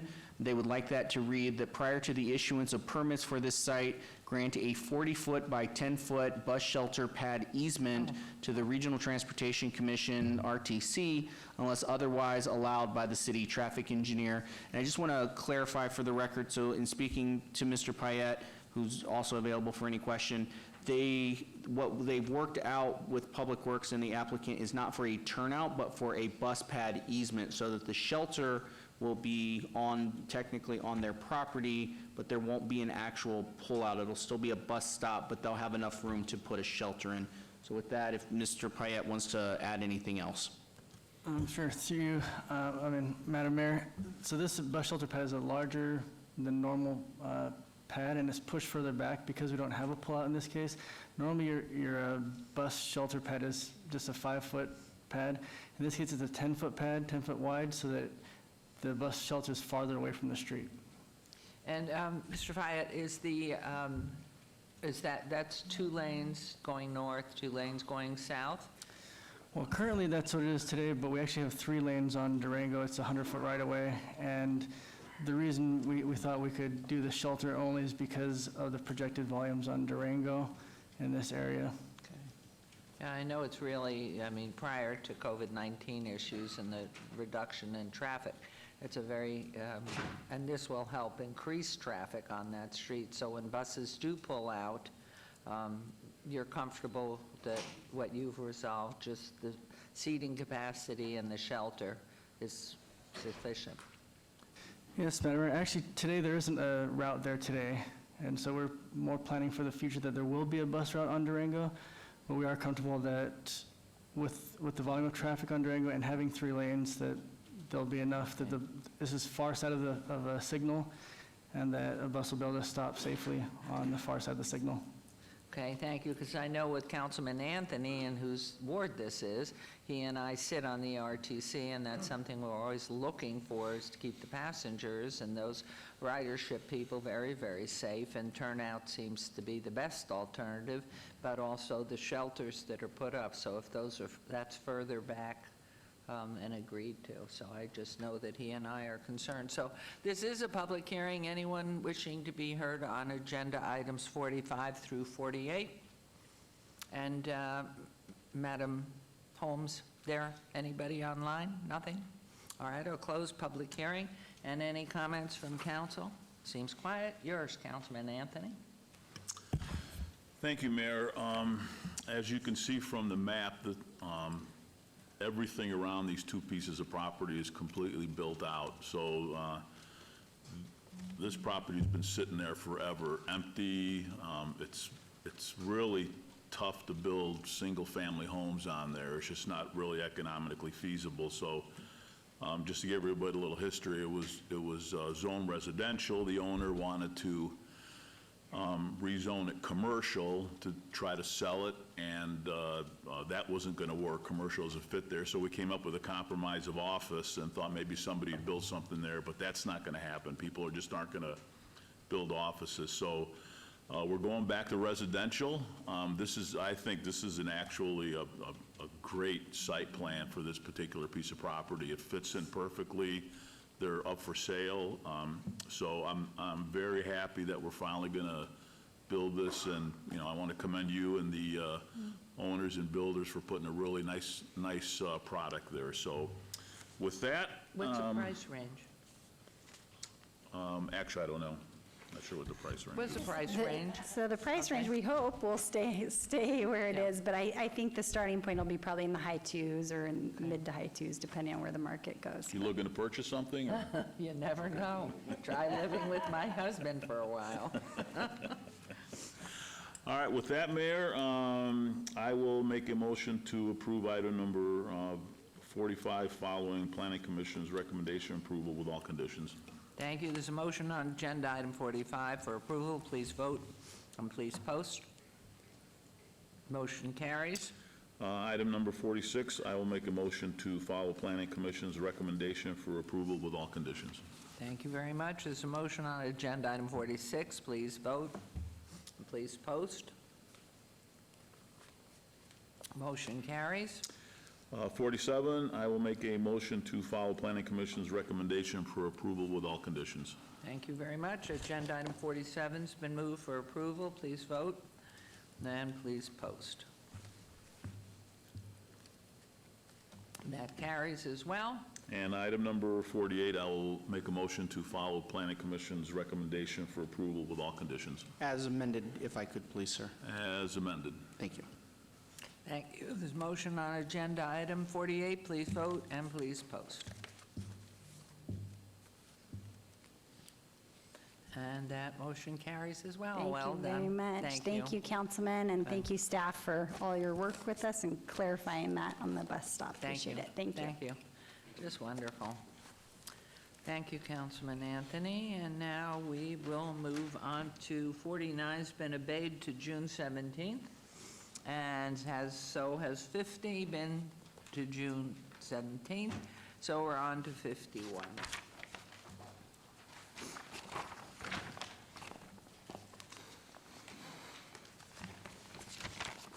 And 52 and 53 and 54. Okay, ZON 78454, and a request for rezoning from U undeveloped MXU mixed use, general plan designation to C1 limited commercial, number 52 VAR 78455, and a request for variance to allow 74 parking spaces where 128 are required. Number 53, VAR 78456, a request for a variance to allow an 8-foot residential adjacency setback for a trash receptacle, where 50 feet is required, and a 21-foot residential adjacency setback for a building where 60 feet, 3 feet is required. Number 54, SDR 78460, and a request for a site development plan review for proposed 10,010 square foot retail development with waivers of the perimeter landscape buffer requirements to allow the south facade not to be designed and treated coherently where all sides of the building are required. The applicant owner is LDR Partners on .52 acres southeast corner of Charleston Boulevard and Westwind Drive, U undeveloped MXU mixed use, general plan designation, proposed C1 limited commercial. On all items, Planning Commission recommends approval. Staff recommends approval on item 51 and denial on items 52 through 54. These are in Ward 1 with Councilman Knutson for public hearings, which I declare open. Is the applicant or representative present? Yes, good morning, Madam Mayor. For the record, John Curran, 985 White Drive, here on behalf of the applicant. We have an urban infill redevelopment project on the southeast corner of Charleston and Westwind, about 2.5 acres total. It's an existing retail center. The 6,500 square foot tavern, the Tap House, which is a bit of an institution in the neighborhood, will remain. However, the outdated L-shaped single-story retail building will be demolished. The existing building's about 9,600 square feet, will be replaced with the 10,010 square foot single-tenant retail building, so similar intensity of use on this site. We are asking for a rezone of this corner parcel from U undeveloped to C1 to match up with the rest of the site. We're seeking several variances. First, having to do with the residential adjacency. The commercial use adjacent to a residential use. I would note that it is an improvement to the existing residential adjacency, and we've spoken with the neighbors. They're supportive of the project, as are many of the commercial and residential neighbors in the area. And yes, both the commercial adjacency and the dumpsters are an improvement to what's existing. In the Planning Commission process, we did work with Commissioner Rogan and committed to putting 36-inch box trees on this southern wall, where initially we'd proposed 24-inch box trees. That would just sort of help compensate for any concerns on that residential adjacency. We're also seeking a variance. We're actually going to be providing 75 parking spaces where 128 are required. In our estimation, these smaller retail centers under 25,000 square feet have maybe an overly ambitious parking requirement. Once they eclipse 25,000 square feet, that ratio goes down quite a bit. Using that ratio, we're actually adequately parked, and we manage lots of similar retail centers in this valley, and we're quite certain that 75 parking spaces is sufficient for a 6,500 square foot tenant and a 10,000 square foot single tenant retail store. There's two sort of outstanding items. One is regarding the south wall here. In this process, staff has pointed out that it is a non-compliant wall. At some point in the past, it was added onto, so we will be coming forward with a subsequent variance to deal with that adjacent wall. We don't want to tear it down as staff has requested because this resident to the south actually has a garage built right into it. So now tearing it down becomes very impactful to our neighbor to the south, and we don't want to do all that. So we will be coming forward with a subsequent variance. And then the last outstanding item is that of the bus turnout and deceleration lane, which I know you guys are dealing with a lot these days. Staff has requested we put one in here. Our issue with that is it's not long enough for a code-compliant bus deceleration and turn-in lane. It's very costly for these sort of infill projects that are really difficult, and at the end of the day, we're going to have to move the underground infrastructure, the streetlights and everything else, and we're not even going to end up with a compliant bus turn-in deceleration lane. However, we have had a lot of back and forth with staff, and might I add that, through WebEx and everything else, we haven't missed a beat, so kudos to your staff for pressing through in these uncharted times. And we did come up with a compromise to dedicate the land for the bus turn-in and deceleration without the requirement to construct. So I believe Lucian has an amended condition number 17 that he may be able to acknowledge and read into the record. Okay, so we'll wait to hear from that, but otherwise we think this is a great redevelopment project. It's been well received in the neighborhood. We think it'll bring some new life to this corridor in lovely Ward 1, and with that, we respectfully request your vote for approval. Okay, thank you. Mr. Summerfield, please. Madam Mayor, staff is in support of the proposed rezoning as it will bring this portion of the site into alignment with its current general plan designation. Staff supports the idea of redevelopment of the subject site as it will continue to fulfill goals of the redevelopment plan, such as retaining existing businesses by means of redevelopment and rehabilitation activities, and develop an area that has been stagnant. However, staff finds that the proposed development does not fulfill the overall goals of the redevelopment plan to achieve an environment that is reflective of a high-quality architectural landscape and urban design, and continues to promote a pattern of standalone single-tenant stores fronted by parking lots adjacent to rights-of-way. The development style tends to lead to deterioration over time, as we've seen in many of these strip type developments, and is not a part of the overall vision for the city's redevelopment area or the work that's been going on with the master plan in Title 19. Therefore, staff has recommended denial of both the variances and the site development review. As indicated, there is a, if approved, condition change that Public Works has worked out with the applicant.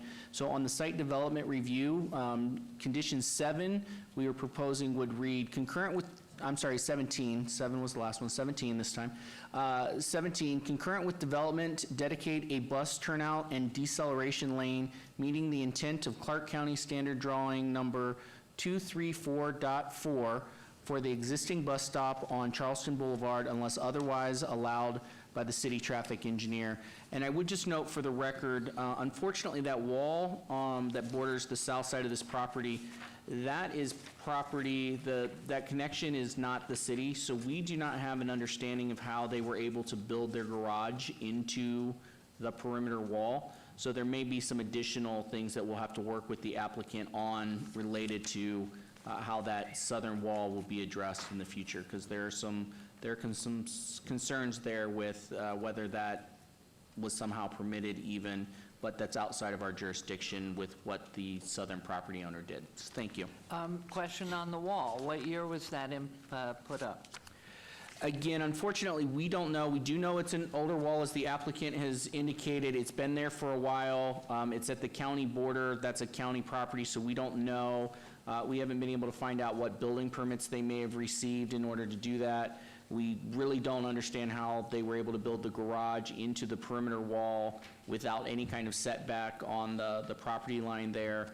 So there's a lot of open questions about whether that wall can remain, and if it can remain as their perimeter wall, the applicant's perimeter wall, versus the applicant needing to put in a perimeter wall at that south side of the property, and then let that neighboring property owner deal with whatever issues that may exist with the existing wall. Do you, in fact, in examining the wall, does somebody send engineers out to make sure that the rebar and the footings were adequately put? Because in that area, in that neighborhood, we've seen walls collapse over a period of time with heavy rains, and in fact, some with fatality. So I'm very concerned about that wall, the year it was put in, and what type of footings or rebar or whatever is in there, and that somebody should really examine it. So, Madam Mayor, that would be one of the questions, maybe the applicant in their due diligence process on their acquisition. Unfortunately, the wall looks like it's on the applicant's property. I don't know if they've done any surveying to verify if they actually own the wall or if the wall belongs to the neighbor. I do know they're concerned with the fact that the wall has been built up to by the neighbor and not wanting to disrupt that neighbor's property.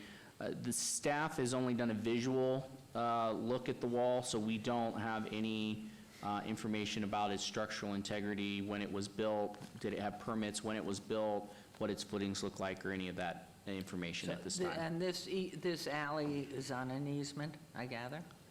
This is the service area behind the existing building that we're looking at right now. Belonging to? To the subject property. Okay. Well, I would just, knowing and having been here many years, I would add that to questions as you go forward, because safety of our people is the most important piece. I don't know what it does to everything you're doing, but let me go ahead and, this is a public hearing, so anybody online, okay? Anyone here wishing to make comment on 51, 2, 3, or 4? I'll close public hearing. Any comments from council? Back to you, Councilman Knudsen. Thank you, Madam Mayor. I'm familiar with the site. The Tap House is a favorite of Ward 1, and I've been there many times. And Mr. Kern and I have spoken about this project. I've driven by this project 1,000 times by now, so I'm very familiar with what the intent is. I trust the developer and what Mr. Kern says, and that subject wall that you're concerned about, I share the concern. It was brought up in Planning Commission as well. Unfortunately, it's on that county island, and so it makes it a bit challenging to figure out the information on it. But I think this is a good addition to Ward 1, a good addition to that Charleston corridor, and I appreciate the developer looking at infill development, which is increasingly becoming more difficult. And so that's one of the things I'm going to be spending a lot of time in, is that infill development and how we can fill in some of those vacant lots within Ward 1. I think this is a great addition, so I'm grateful. With that, Madam Mayor. One more question, if I might, of you. Yeah. There is no widening. It's just in the medical district. This is beyond the medical district, way up on the other side of Decatur, correct? That is correct for now, but hopefully in the Okay. future, that's what I will work towards. Okay. Yes. Thank you. With that, Madam Mayor, I would move for approval of item number 51. Okay, there's a motion on agenda item 51. Let's vote, please. Motion to approve on this. And please post. Motion carries on 52, please. Item number 52, move for approval.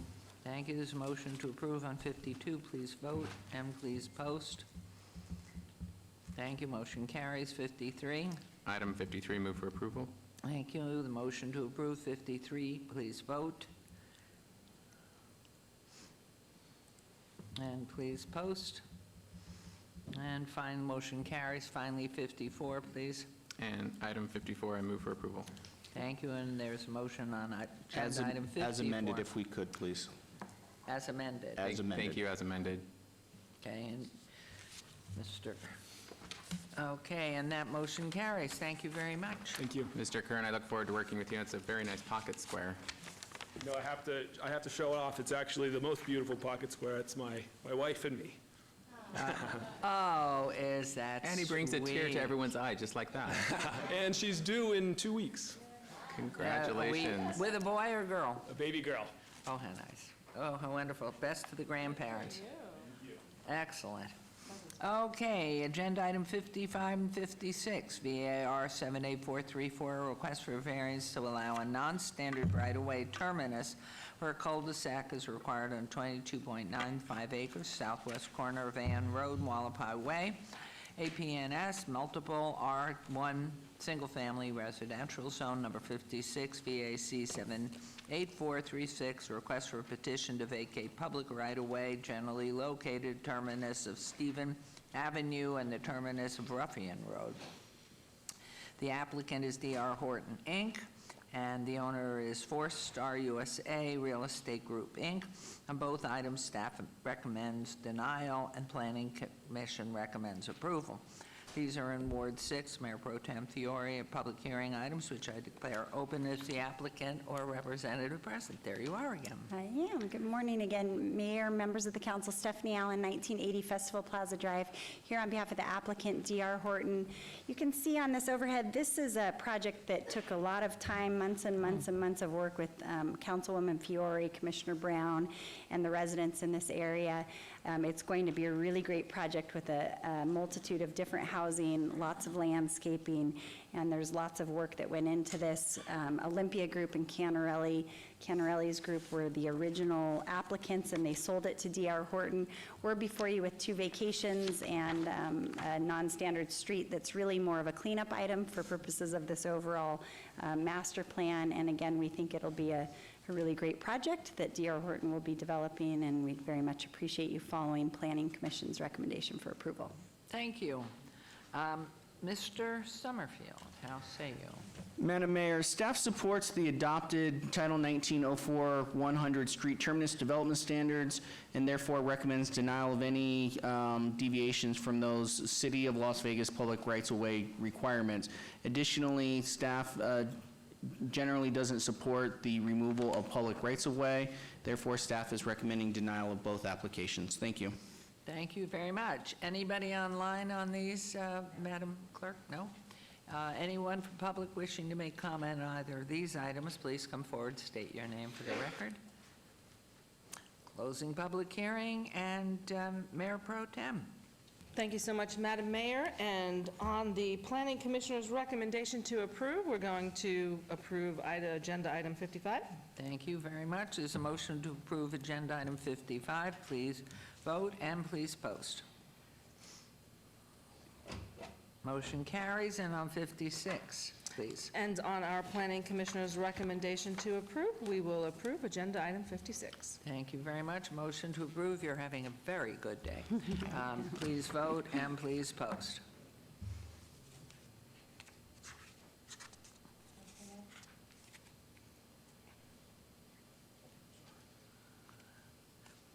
That motion carries as well. Thank you very much. Thank you very much. Have a Thank you, good weekend Councilman. when you get to it. All right, we're on to agenda item 57. SUP 78250, public hearing, applicant, On-Call Cash, owner Charleston Marketplace, Malkai, for possible action on a request for a special use permit for proposed 1,575 square foot auto title loan use with waivers to allow a 0-foot distance separation from a parcel zoned for residential use, where 200 feet is required, to allow a 373-foot distance separation from an existing separation use where 1,000 feet is required, and to allow window signage does not comply with Title 19.12 standards at 5950 West Charleston Boulevard, Suite 110, C1 Limited Commercial Zone, Ward 1. Councilman Knutson, the Planning Commission, staff recommend denial. This is a public hearing. Is the applicant or representative present? Madam Mayor, we were told that he was not going to come in today. Pardon? We were told that he was not going to come in. Oh, okay, thank you. So let's turn to you, Mr. Summerfield, from the start. Madam Mayor, the required the required waivers reinforce the unsuitability of this site for an auto title loan use with the surrounding neighborhood. As such, the use cannot be conducted in a manner that is harmonious and compatible with those existing neighbors and the surrounding land uses. Therefore, the staff is recommending denial of the special use permit. Okay, thank you. Madam Clerk, anybody online for this is public? No? And anybody from the public interested in making comment on agenda item 57? Close public comment, and let's go to you, Councilman Knutson, please. Thank you, Mayor. I don't find this use to be harmonious or compatible, and I would follow staff's and the Planning Commission's recommendation for denial. That would be my motion. Okay, there's a motion on this to deny. on agenda item 57. Please vote and please post.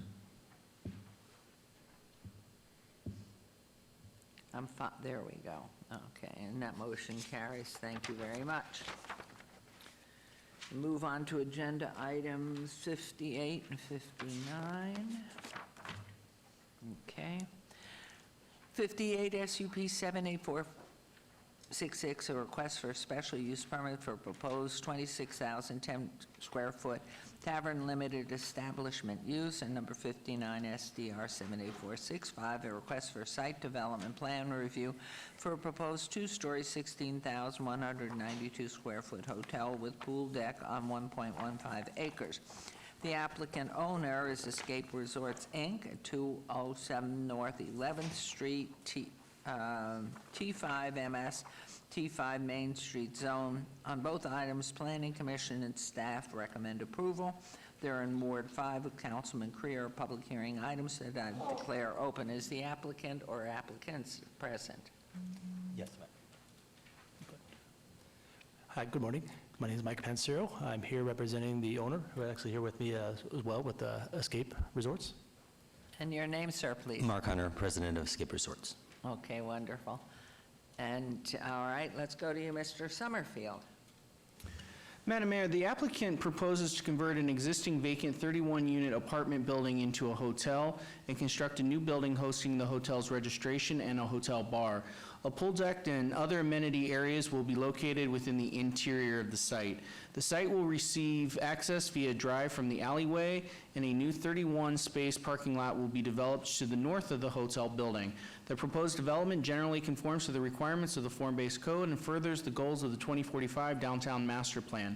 The redevelopment of the subject site will remove blight in the area and provide for additional lodging options within the Fremont East District. The site is compatible with the development, with other developments in the area, and staff has recommended approval of all requests. Thank you. Thank you very much.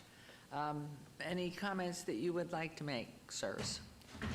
Yeah, my client is taking what's currently an existing apartment structure. It's somewhat in a dilapidated state, and trying to bring, life to the community and do some redevelopment here. They're looking to create a boutique hotel situation where we have bringing in a new registration building. We are going to be developing a currently undeveloped parcel to the north of the existing structure and bringing in a bunch of site amenities, which is congruent with the current direction of what the neighborhood's seeing. So we feel this is a very valid project for the area, and we appreciate your support. Thank you very much. Anything you wish to add, sir? Mr. Bender? No, ma'am, other than just we're excited to be a part of the revitalization of the downtown area, and the Ferguson Hotel, which is just a block away, is a perfect example of the boutique kind of feel that we would like to promote here. We have been successful in Palm Springs, California, and we are excited to move here and continue the success. On a rehab in Palm Springs, or starting from scratch, what you were doing in Palm Springs? A boutique hotel, but it was the one that we purchased. It wasn't a rehab. Okay. Thank you. Well, that's wonderful, especially in this time. Is there a timeline on this as you go forward, knowing what we're into right now? Well, we still are planning to move forward.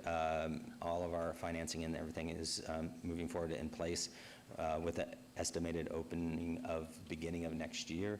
Wow. So hopefully everything will have settled down by that time, and people will be ready for smaller places as well. I think that'll be a trend going forward is people don't want to share a pool with 1,500 people when they can share it with 50. Beautiful. Well, that's grand. I know everything's in flux, and we're all just waiting to see how it plays out, but that's good news, and let's hope that your time schedule is good for us and everybody else as well. So, did I ask, was there anyone online on this? None, and I think I closed the public hearing. So, with that, Bucky, you, Councilman Creer. I agree. Thank you, Madam Mayor. This is a great project. It's going to be a lot of fun. It's going to add to not only the aesthetics of downtown, but bring more amenities to downtown, which is what we're looking for. So I'm not sure if there's any other comments from my peers. Seeing none, I will make a recommendation to follow PC and staff's recommendation for approval, item 58. Thank you. There's a motion on agenda item 58 to affirm. Please vote and please post. Motion carries. And on agenda item 59, Councilman? I also move for approval. Thank you. There's a motion to approve agenda item 59. Please vote.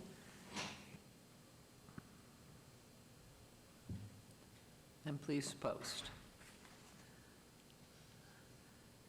We're waiting Councilman Creer and Anthony.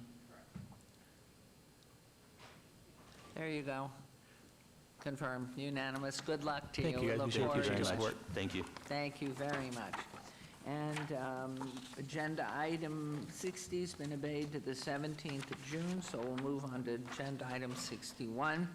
SDR 78441, public hearing, applicant owner Spring LT App 1 or Apartment 1 LLC, possible action or request for a site development plan or review proposed two-story 16-unit multifamily development with a waiver to allow 10 parking spaces where 28 are required and 0.34 acres. 405 South 10th Street, that's R4, high-density residential zone. This is Ward 3, Councilwoman Diaz. Planning Commission recommends denial. Well, that's a flip. Wow. Staff recommends, planning recommends denial, and staff recommends approval. And sir, welcome, and your name, please. Are you the owner or the representative? James Smith, 9159 West Flamingo, representing the owner. Thank you. Any comments you would like to go before I turn it over to Mr. Summerfield? Yes, over the last few weeks, we've redesigned the site to reduce the number of units and add some additional parking, 5 spaces here and here. Staff and the Planning Commission expressed their concern over the density of the project, so it was very important for the developer to get staff's approval, so we worked the site to reduce the number of units from 16 to 14. So now what we have is 1 unit gets a parking space, and then we have an additional parking as well, 1 additional, so. Wonderful. How many total units? 16? 1 We 6? reduced it to 14, 14. and now we have 15 parking spaces. Okay, and these are rentals, not purchase? That's correct. Okay, thank you. Mr. Summerfield, amazing, what happened here? It does happen occasionally. In this case, as the applicant mentioned, both Planning Commission and staff were in denial based on what went to Planning Commission because of the parking concerns. However, as the applicant mentioned, they have gone back and reworked that, which is why you have an updated staff recommendation for approval. So since the April 14th Planning Commission meeting, the applicant has revised their plans to reflect a reduction in 2 units, which has increased the available parking on site. With these proposed revisions, staff does find that the project does provide at least 1 parking space per unit, which in our downtown urban context is sufficient for staff to make a favorable recommendation on this project for City Council. Thank you. In 9 years or 10, I can't remember this ever. So this is a very memorable day in my lifetime. Anybody please online? Thank you, Mayor. Luann Holmes for the record. This is from Ronald Welch. To the honorable city council members, I thank you for the opportunity to express my opposition to SDR 78441, wherein the applicant of parcel number 139-34-712-124 requests a, quote, waiver to allow 10 parking spaces where 28 are required. The proposed parking provided by the applicant represents 36% of the city's codified regulations. The primary reason for my opposition is that the applicant's property has insufficient parking. The property I represent was built in 1932, and we have been the sole owner. It is located about 100 yards southwest of the applicant's property and provides 62 parking spaces for the patrons of our family history library, as well as others who have dealings here. With the applicant's lack of parking, I foresee an increase in unauthorized parking and the applicant shifting their parking problem to this property. In the past, we had issues with unauthorized parking at our facility, which reduced allowable spaces for our patrons. It required posting several signs, vigilance and enforcement, and a lot of patience and threats to tow cars to rectify the problem.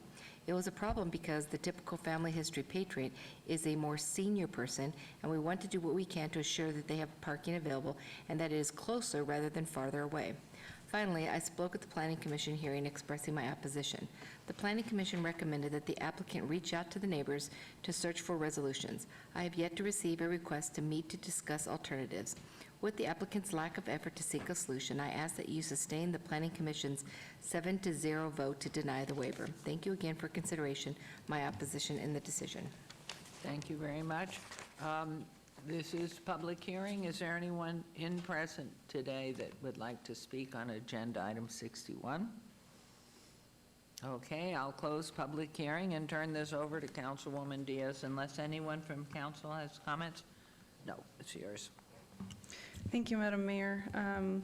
In preparation for today's meeting, I went back and reviewed Planning Commission meeting because no one has reached out to my office to share this proposal nor any kind of changes to the proposal.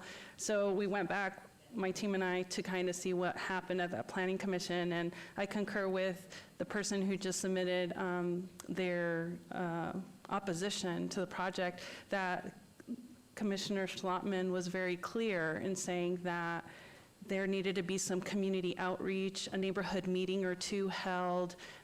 There's residents from my ward that also feel this lack of parking would detrimentally impact the area. We have the Las Vegas High School in the vicinity. There's other factors to consider about drop-off, pickup, and all the day-to-day activity that happens off of 10th Street. And he even said, make sure you contact the councilwoman's office. And from that meeting to now, I never heard from anybody representing this project. So I think there's still some more homework we need to do on this. We still need to go to the community and see what's workable, what's amenable, what the best outcome is.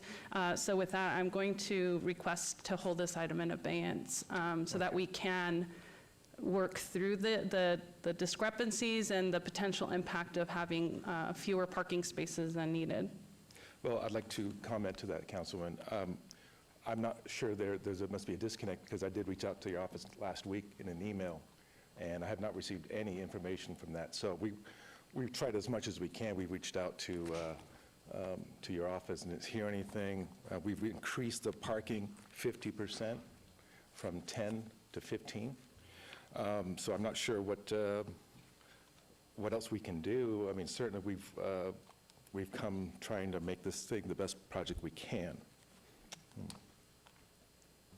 I know, but just hearing about those changes here on the spot, and I will check in with my team to see about that lack of communication, but know that we are receiving your calls directly to our cell phones. We forwarded them. The portal that you have reaching out to the office, that's what I've been reaching out to your office with. I haven't received any information back, so I don't know what else we could have done in the last 2 weeks since we got the approval from the staff.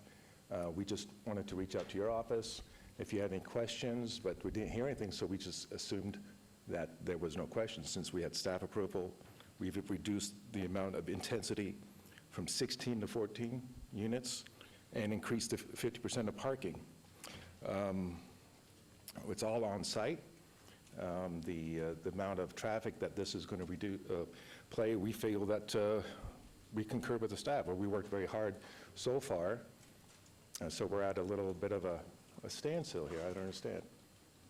I know, but I'm not educated enough, and I don't think that the community has received the outreach efforts that are necessary to make them feel comfortable with the project coming into their surrounding neighborhood. So do I have to give a date? Oh, okay. So I'd like to Madam Mayor, if I might, just so that I can understand. So if you want a formal neighborhood meeting, then I'm going to request that you hold this at least until June 17th. If not July 8th, so that there's adequate time for proper noticing and what have you. If you're going to do something a little more informal, then that might be able to be done more timely, but I don't know that you have enough time between now and next council meeting to do even an informal. So I would just ask that at least June 17th if you want a formal neighborhood meeting. Well, I'd like to ask too, because I understand what you're saying and what Councilwoman's saying, obviously because we've been under the quarantine and everybody's operating remotely, that has obviously put possibly some issues. What does delaying the project specifically do to your ownership and moving the project forward? The only difference would be is that the plans are ready. We're ready to submit to the city. So architectural's done, structural's done. The developer really wants to get this project started quickly. That's the only difference. We don't, I've been in town my whole life. We represent many clients, and the most important thing for us is to get everybody on board. And I feel that this project, as it sits right here, is totally within the bounds of what we set out to do. It's a older property. This is being rehabbed. It's going to look great. It's going to have a nice elevation to it. We've increased the number of parking spaces, so I'm not quite sure the neighborhood meeting, what kind of concerns would there be? It's one unit, this is what they wanted, 1 unit per space.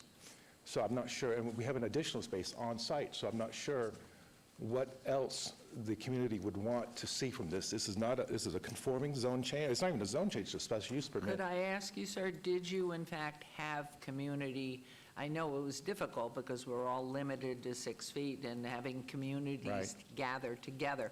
Did you have any neighborhood meetings? No, since it was not required of us to do so.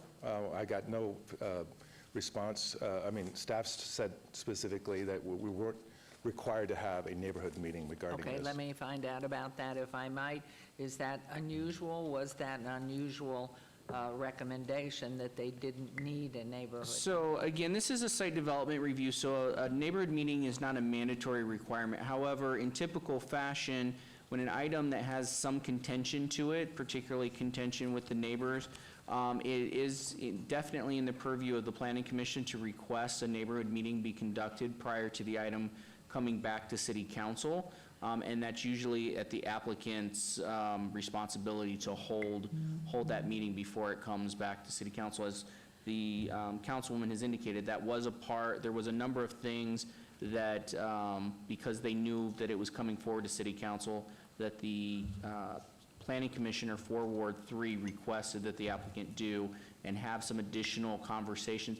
I don't know if I cannot recall if he said specifically have a neighborhood meeting or if it was work with the neighbors to talk about a parking solution.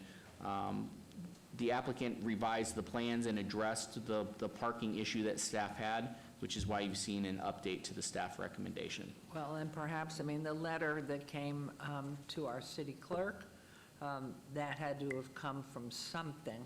So did that come out of a response to Planning Commission, or did it just come out because it's an agendized item? I believe the property owner that submitted the information that the city clerk read was present at the Planning Commission and also raised similar objections and concerns to any project that wouldn't have sufficient parking because they worry that they've had past parking issues with other properties that didn't provide sufficient parking resources. But So that was at a he's following larger up to this number. council. That was at a larger number. Now they're reduced to 14. Correct. So this project is, you're absolutely correct, Mayor. So at Planning Commission, this project was requesting to have only 10 spaces where 28 was required. They have subsequently reduced the number of units, which is to reduce the number of required spaces down to 24, and they've increased parking up to 15 spaces, so that we're meeting at least one. These are not big units, so they are meeting at least one parking space per unit, and then they do have a guest space that it will be available. So again, those are the thought processes that went into staff's recommendation change on this from a denial at Planning Commission to an approval here at City How Council. many units were on the board at the time it was in front of planning? At the time that it was at Planning Commission, there were 16 units, and in the revised plans you have before you today, there are 14 units. Okay. And so that all figured into why you approved? Why we project. made a change in our recommendation from denial to approval. Okay. And the only gentleman that was there at planning, there was just one, there weren't several from the neighborhood? That I can't quote on. I do remember almost verbatim what the city clerk read, that was a part of that gentleman's testimony. I do not remember, though, if there were any other members of the community that spoke or submitted anything on this item at that meeting. So that, since the councilwoman's actually reviewed that most recently, I would look to her. Madam Clerk, please. Thank you, Luann Holmes, City Clerk, for the record. Along with the item that we read earlier, which was from Ronald Welch, there's a CC on that agenda item to Kenneth Lynn Openshaw, and it looks like his address is from the FamilySearch.org organization. And we just received from John Perazzo a protest to item 31 that says, "I agree with the Family Research Center regarding parking and more neighborhood outreach." Okay. Okay, any comment? Anybody else? Mayor Pro Tem? Thank you, Madam Mayor. So my concern again is, as we go through this shutdown and when we have opportunities like the one that you're proposing, and if we pass them up, it could be the last time we have the opportunity because people can walk away. Because of this shutdown, the future is not certain. So we're in uncertain times. So I'm in support of his project. And I think knowing your feelings about what we're looking to, but probably while I think the project sounds absolutely terrific, but listening to another neighborhood, is there any way, Councilwoman, which might work, that we don't have to wait till late July or August in deference to what he's trying to do? Can you find that will work for you to have the meetings, but that will help him not have to wait so long? So, Madam Mayor, my proposal is to get my office involved and hold the neighborhood meeting and hold the item in abeyance for 30 days so that we have at least that follow-through from my planning commissioner to there, and so that I can receive also the courtesy of reviewing and seeing the quality of the product that's coming into my ward. I haven't even received that privilege. No one's come. An email was sent, but, sometimes we're bombarded. A call would have been nice in addition to that email.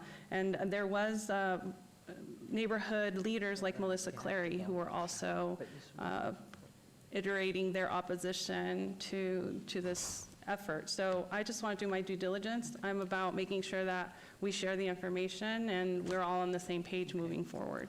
And sir, if I may assure you, I think the project sounds fine, but the neighborhood and what Councilwoman wishes, we have had a very skeletal crew here, and while you're working and getting moment-by-moment conversation going with council, with planning, we were very skeleton, even though some council persons were working from home. There always presents glitches in that. It was very unusual for all of us to be in the situation we are. And so because of what you had said, 30 days is, I think it's really important. You have the support of the neighborhood. Both Mayor Pro Tem and I love the project, think it's great, but you really do need a wonderful neighborhood support. 30 days in this environment with COVID-19 restrictions, Well, the governor specifically may on say this something else. meeting, how is it taking place? Where is it, how is it notified? Do we have to pay for a notification, or is it? So we'll work with the Ward 3 office on exactly how we'll work that. We are doing neighborhood meetings here at City Hall because we here. control the facility. And so I would expect that we'll be doing it right here at City Hall for the neighborhood meeting. We'll work on how the councilwoman would like to move forward with the notification. So my only encouragement to you is, obviously, it's been a very unusual time, and because we've been trying to do our due diligence as far as complying with the state mandates. Some have been working more at home, some of us have been here, and so we've been doing it. Councilwoman may want to have a different location, but we've opened up these chambers because we can accommodate the distance separation and all the amenities that we need to follow. So if 30 days, only because to me that seems like a reasonable time if you could do it. But I must say, Mayor Pro Tem and I are very encouraged by the fact that We want to give every council person the right to hear this. And obviously, there's been a problem with the communication, and we want this to be heard by everybody. We want a full approval. Obviously, we feel that it's a great project. We've been working with staff, and we want to get the opportunity. And I think 30 days would be, it'd be just fine. I think we just need to sit down, talk about the project a little bit more at length, and we can move forward very quickly then. I think that'd be fair enough. Okay, so what's that date, please? June 17th? Okay, so Councilwoman make her motion.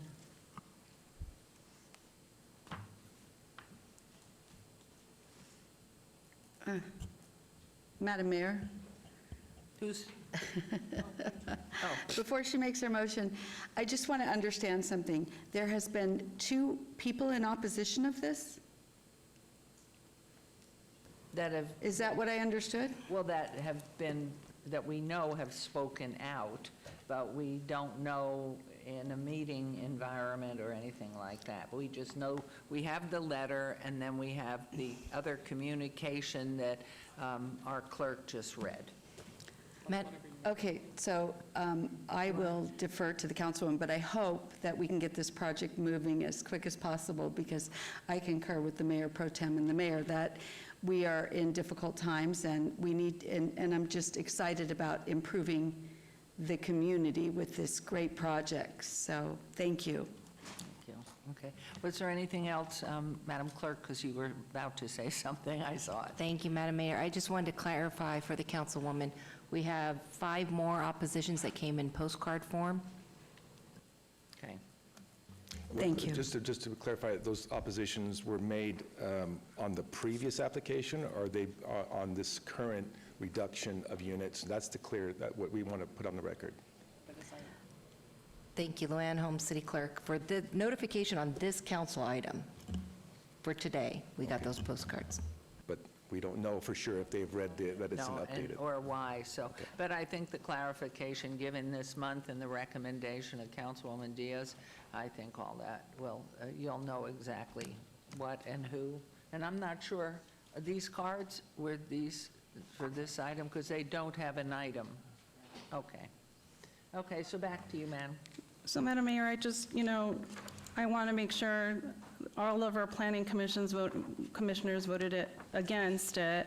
I need to go back to my planning commissioner and go and revet and say, hey, you heard this the previous way, what are your thoughts too? And I haven't had that opportunity to have that conversation with my planning commissioner either, who was there through the previous reiteration. I just think holding it in abeyance, getting that community outreach part out, and just making sure that we're all on the same page and that we're all meeting each other's expectations is sound. So with that, I would move to hold this item in abeyance for the June 17th, 2020 meeting. Okay, there's a motion. Please vote. And then please post. And that motion carries. So June 17th, we'll see you back here. And then one last thing with the Councilwoman Diaz. So what's the best, is it the email portal, or is it, do you have a card that we can directly? My liaison will give you our direct contact information, and we'll move forward from there. Okay. Thank you. Thank you. Thank you very much. Okay, let's move on to agenda item 62, a report from Scott D. Adams, City Manager, on emerging issues.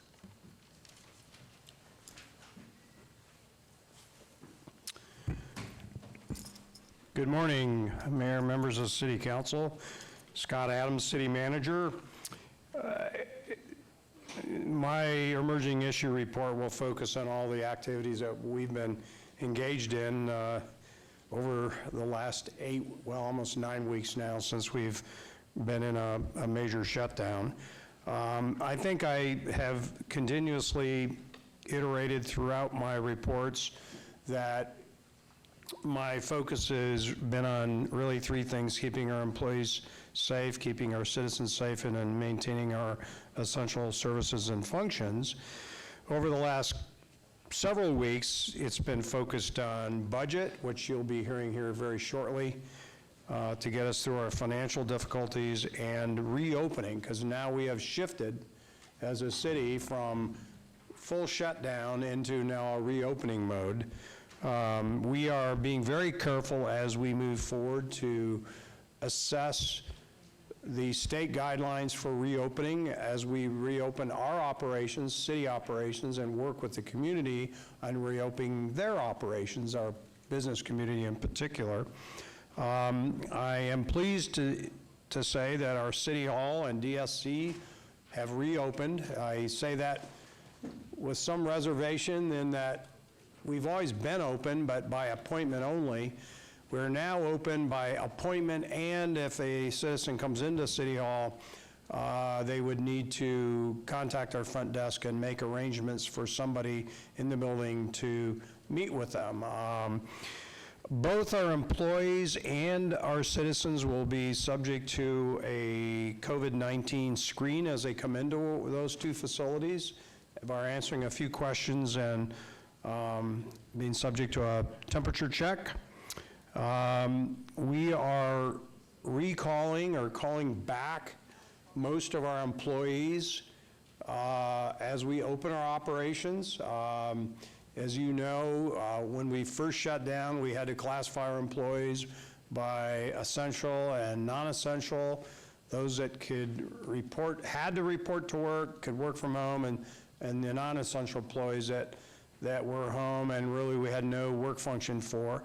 I expect that in the next couple weeks, everybody will be back to work, either in their former capacity or reassigned to functions that we need to accommodate our reopening process. It is a very detailed process, and we have to be very deliberate to be sure that our facilities are modified, our procedures are modified to meet what is the new norm now in terms of standards. So let me just shift. We have adopted a number of new things that I think are very creative. We have allocated some of our CARES Act funding that the city received to a business assistance program. We've allocated $4 million to that, and that program is available to small businesses. I believe it's 3 to 25 employees that for pre-opening or opening expenses related to having to conform to the new standards of reopening. And those would be grants for up to $4,000 per business. And there's already a fire sale on that. Literally in the last 24 hours, we have had about 150 applications. So I would expect at that rate of application, those funds will be depleted probably in the next week or two. So if you are in that realm of small business, having those expenses, please contact our Economic and Urban Development Department or go online to the city's website where you will find the application process and application. Question on this, Mr. Adams, and I know you've already thought it through, but is that going to be taken in priority of when the individuals applied, or is there an assessment and evaluation process? It's first come, first serve. As they come into our system, we will take them in the order that they apply. Fine, and would you repeat how they apply? They apply by going online to the Las Vegas, Nevada.gov website. On that website, there is a form and a process by which you apply. It is a very simple 2-page form. We will disperse funding based on an estimate of expenses, and we are issuing checks 3 times a week. Beautiful. We've taken the bureaucracy out of the process. Wonderful. I know it's sometimes hard for bureaucrats to not be bureaucrats, but this is one of those cases where we said, no, let's get the money out in the community. And we will then work on some sampling basis on the back end on audit and verification. Wonderful. But in this case, we're trying to get it out to the businesses into the community. Second thing we've been doing is working with businesses on outdoor dining, initially using our sidewalks downtown, making those available for those in particular restaurants that may be small, need additional dining area. They can use the sidewalks out in front of their building as long as they maintain appropriate disability access through that sidewalk area. We are looking at we've actually enacted in 2 districts the Arts District and Fremont East District, the closure of portions of a right-of-way where we're going to be putting tables and chairs and umbrellas to have common areas that the restaurants in those districts can use for additional seating, so a guest could use curbside or delivery, purchase or takeout, take their meal to one of those common seating areas and have their meal. And those will be socially distanced, but it'll be a festive, fun environment. We hope that we make downtown Las Vegas the cool place to come to have dinner and be entertained, but safely. And so... And who, Mr. Adams, whose expense are those tables and chairs, please? We are going to foot that bill using our COVID-19, our CARES Act funding, because that's an expense that we're having to accommodate that we'd not do otherwise, that's unbudgeted, that we can clearly track and relate to COVID-19. And how about the movement in and out at nighttime, so they're not left out? I mean, where is that Yeah, whole well, expense? that's where some of our staff teams will be reassigned. They're going to be monitoring those areas to be sure folks are socially distanced, and that in the evening, that equipment's all taken down, stored, and then we'll do the same, bring it back out, set it up in the morning. They'll be open certain hours during the day. We're going to monitor the use of it, and if we have to keep it open later because we want to accommodate what we think are dinner hours for businesses, we will. But we're going to launch this as a pilot program, see how it works, and we'll make adjustments as we go along. And at the expense of the city, not the individual That's right. entity. You could kind of visualize it as, think of a food court that you might go to in a mall. This is our downtown food court. And where you go to your restaurant, you get your food, you go to the food court, and you have dinner or lunch or whatever it happens to be. We're also going to work with and accommodate through our entitlement processes private shopping centers to do the same thing throughout the city. That one's a little more difficult because it's on private property, and it would take the consent of the property owner to do it. But we're going to unhinge some of the regulations that might prevent a private property owner from doing that. They could, for example, cordon off parking spaces, create a common area with seating and umbrellas and tables for the restaurants in their shopping center to do the same thing, but it would take the cooperation of that private property owner to do that. And this will go on from what date to what date? Well, we would do this, it's interesting because we're doing things during this crisis and during the emergency that I think could get legs afterwards. So at this point, the intent was for the duration of social distancing. But who knows afterwards? And we might find that we're creating trends, new trends, that the public likes, and we might want to look at adopting permanent exceptions to certain standards to allow it to continue. And are you in a position as the city representative then to make this happen starting Monday? It's already happened. It's happening as we speak. We're just making it happen. The other thing that we're doing that I haven't spoken to publicly is, as you know, we've talked to you about this in briefing, we've been looking hard at our city facilities and our operations and how we can create a more efficient physical plant to accommodate all of our operations. And something we're working on very quickly and aggressively is moving the Development Services Center function into City Hall.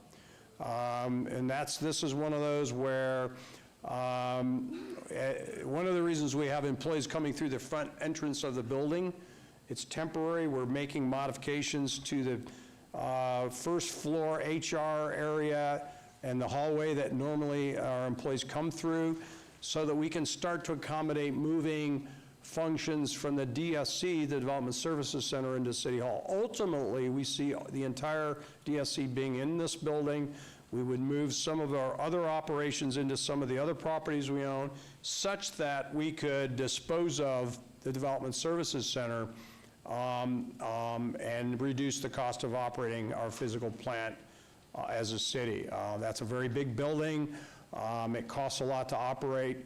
And so through this financial situation we're in, it's kind of put a lot of pressure on evaluating all of our operations, and is there a more efficient way to operate as a city? And that's one of those things that we believe we can do that will save us a lot of money and actually create a more customer-friendly environment. So we envision that we would have, a couple of years from now, City Hall, the Development Services Center, a new municipal court building, all around a new civic plaza or park with appropriate parking in our parking garage at 595 Main. So we have a complete civic plaza to serve our public in one location. Lovely. And then finally, I want to remind our citizens and business community that our call center is still operational. It's one of the great moves I think we've made during this crisis by consolidating a lot of our customer-facing functions into one operation, which is in the former parking services center space across the street in the ground floor of the garage. That is a call center where you can actually go physically be there and be seen by someone, or call into and handle all types of business that the city, you need to do with the city. The phone number for that operation is 702-229-CARE, C-A-R-E, or 2273. The number is 229-2273. They will handle a lot of your business right over the phone, whether it's payments or otherwise, or direct you directly to a person in the city to do business with. So again, we're trying to make it easy for our customers to do business with the city during this period. That is definitely something we'll continue to maintain after this emergency and crisis is over, because it just makes sense, provides better customer service for our citizens and our customers. So with that, that is the end of my emerging issues report. How about questions? Councilwoman, anyone? Councilman, Councilwoman? Yes, please. Mr. Adams, I just wanted to say that your team has been exceptional, and it's talking through managers, deputy directors, I've made a lot of inquiries and a lot of requests over the last several months, and everybody has been exceptional. So I'm really grateful to you and everyone that works in this building, because I think the city has been responding incredibly well to a very difficult situation. So I'm very grateful to be part of the city. Thank you. Thank you. No, it's an exciting time for us to see such a positive attitude, and yet in compliance with everything that's been asked of us. It's admirable, but I know your staff has just spent hours and hours and looking at every penny, and yet being compliant with the edicts that have been given to us, and it's exciting, just the innovation and the ideas, and I compliment you all. Just really, what a great group of people, all with the same focus. Let's get back to where we were. So thank you so much, Scott. Okay, so Madam Clerk, now what am I to do, since I have a whole new piece here? Oh, goodness, I forgot 63. I'm so sorry. Agenda item 63. Report by Mr. Ted Olivas, Chief of Staff, regarding an overview of past and pending federal legislation related to COVID-19 pandemic. This is in relation to all wards. And congratulations. Don't you have 2 graduates in your family? Or is that next year? No, 2 freshmen in college that are back home. And I think they'd be better off at college. We're trying to figure out this new norm, right? Yeah. Well, and I know they'd rather be there. I've spoken to so many parents who have their children home from college that really want to go back.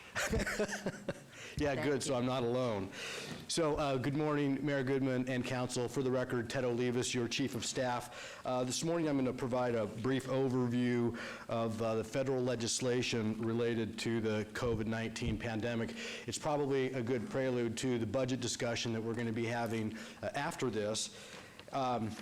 This is intended to be a high-level overview of all of the federal monies that we're looking at. We are going to be following up of through the departments with details on exactly how they're going to spend that money. So this is an ongoing process. This isn't the last time that you're gonna hear from me or the departments. In fact, there was an item on the agenda from Community Services for their action plan on some money that they've received from the federal government, and we're making some changes to that, so we moved it to your next agenda. So over time, you're going to be seeing additional items on the specific use of these monies. So we are not for a lack of information, right? Our communications department, David and crew, they've been sending us weekly and daily updates. The U.S. Conference of Mayors is giving us information. The National League of Cities, the Nevada League of Cities, the White House. We are getting a tsunami of information on all of this money and what it means. I'm going to be focusing on what this money means to the city of Las Vegas specifically. So I'm not going to be talking about the SBA money, small businesses. I'm not going to be talking about that. I'm going to be talking about the stuff that has a direct relationship. This is a fluid process because we are getting information daily, and the rules are changing, and so we're really trying to get this figured out. So the first thing that I wanted to do was thank our federal delegates and their staffs, because it was a monumental effort to get these bills passed. They've worked really hard.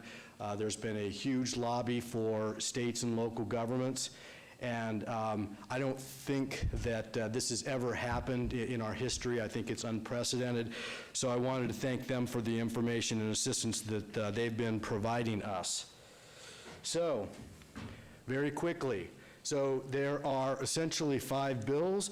The first 4 bills on this slide have been passed by Congress.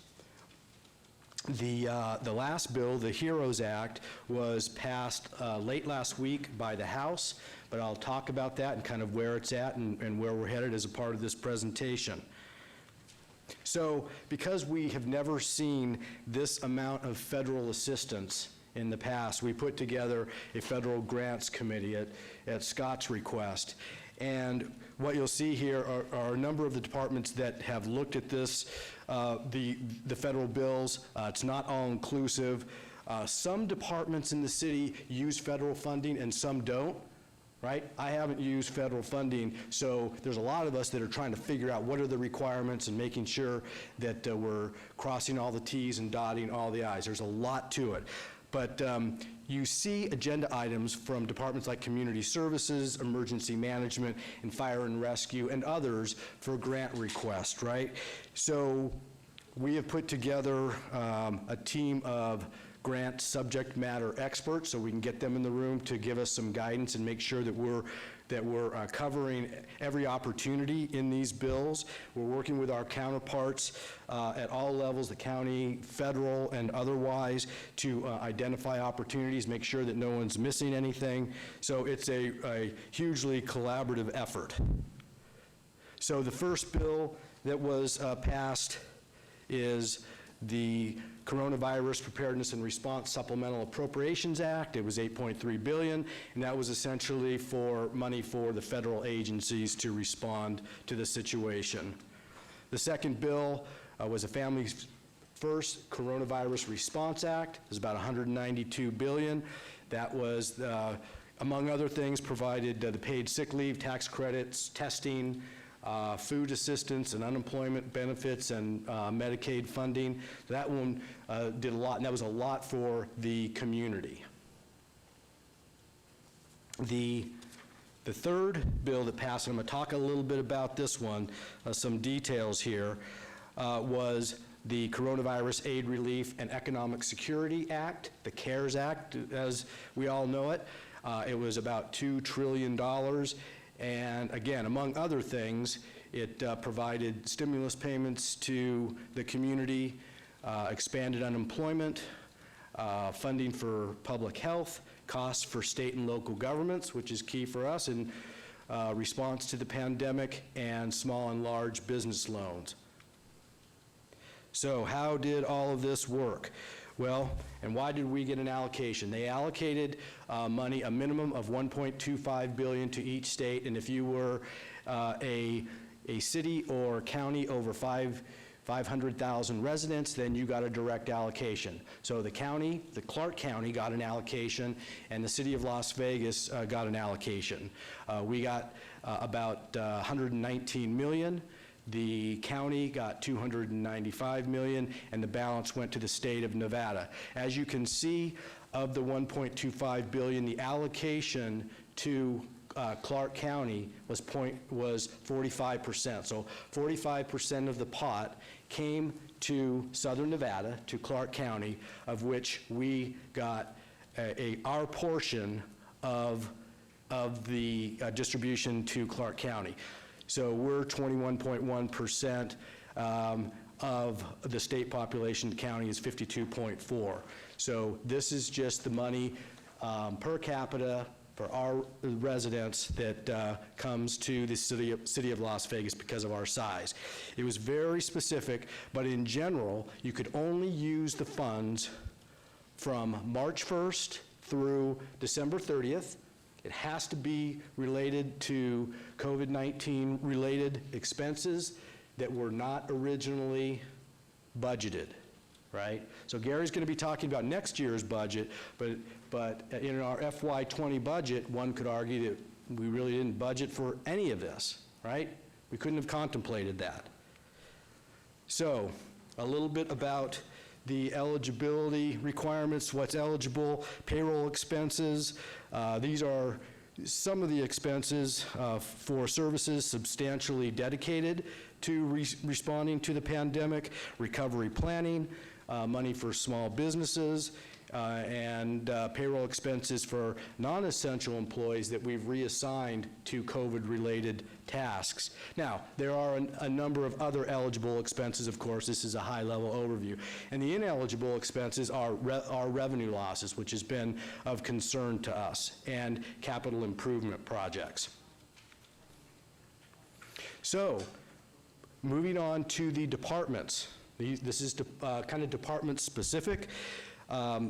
The community services funds, these are supplemental funds to prepare for and respond to the COVID-19 pandemic. Kathy Thomas Gibson and her team have been working with us on those pots of money. As I mentioned, they have an action plan that they're working on now that they're going to present to you at the next council meeting. But the first one is CDBG. There were going to be three rounds of funding. The first round is formulaic. There's no match, and we got a little over $3 million. The second and third rounds, we don't know the details of how the formulas are going to work, but in the second round, it goes to states, and the third round goes to states as well. So we're looking for the details on that to see if there are opportunities there. For the homeless assistance grants, there's 2 rounds of funding there. Again, this the first round was formulaic. There was no match requirements. We got a little over $1.5 million. There's an additional $2 billion that we do not have the details yet on how the funding is going to be distributed. Continuing on with community services, we got some HOPWA money, housing opportunities for persons with AIDS. It's formulaic. There's no match requirements. We've got $281,000. That item is going to be on the agenda as well with the details of how we're going to use those funds. And finally, the Emergency Food and Shelter Program. This is money that goes through the United Way. We know that they've received $1.45 million, and we are going to submit an application for some of those funds. Moving on to the public safety departments, and when I say public safety departments, of course, I'm talking about emergency management, fire and rescue, DPS, Muni Court. They're kind of all working on these, so it's not necessarily department specific. Some are, some aren't. But the first one is EMPG, which is for emergency management. You've seen EMPG grants in the past. We requested $229,000 against that grant. There is a match requirement. This is for the operation of our EOC and the day-to-day emergency management functions. Now, you see that there's a grant requirement there, but we have never had a problem using or matching that amount. So as a part of our normal operations out there, this was contemplated, and so there's no problems with the match requirement. The disaster relief fund, that is, actually, the slide here, let's see, did I got ahead of myself here? Let me back up here. Okay, here we go. So the disaster relief fund, this actually says major disaster funds. Actually, it should just say use of funds includes major disaster response. We are going to apply for the expenses related to our ISOQ out at Cashman. There is a match requirement. Emergency management, fire and rescue, and community services are working on that as we speak. Going on, additional public safety, we have the Assistance to Firefighters grants. This is a grant that Fire and Rescue is working on. It's used for personal protective equipment and supplies. We have applied for $486,867. There is a match requirement. The Burn JAG is a multi-department effort, including Fire and Rescue, Muni Court, and Department of Public Safety.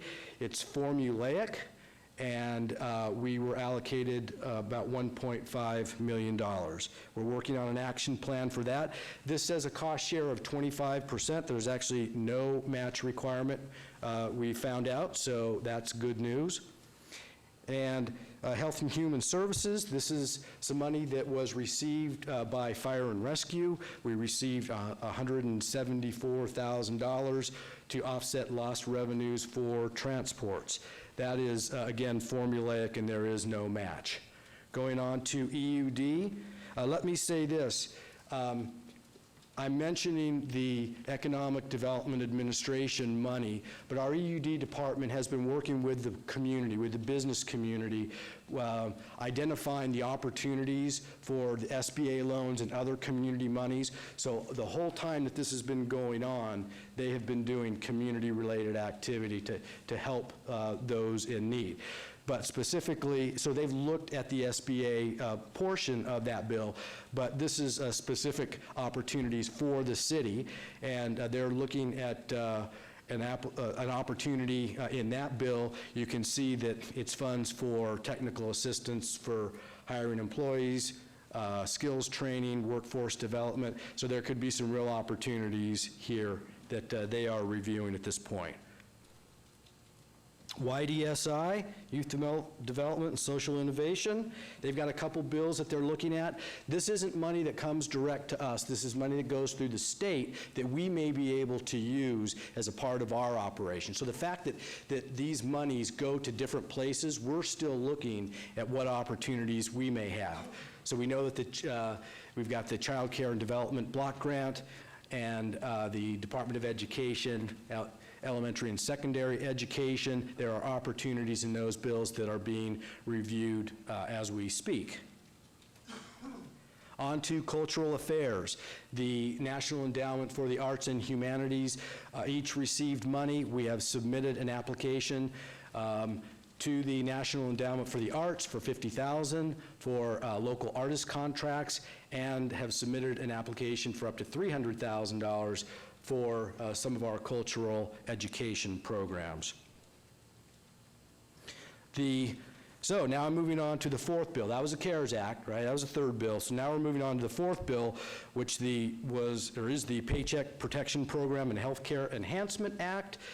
$484 billion roughly, and that was to replenish money that was depleted in the CARES Act. Finally, where are we headed? What's the other possible legislation? I mentioned the HEROES Act.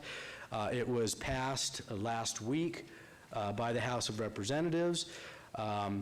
It has a lot of stuff in it. Like, I have a 90-page summary of all the stuff. So we're looking at the details okay, and what the other opportunities are, but we do know that it has $375 billion to assist local governments with our fiscal impacts.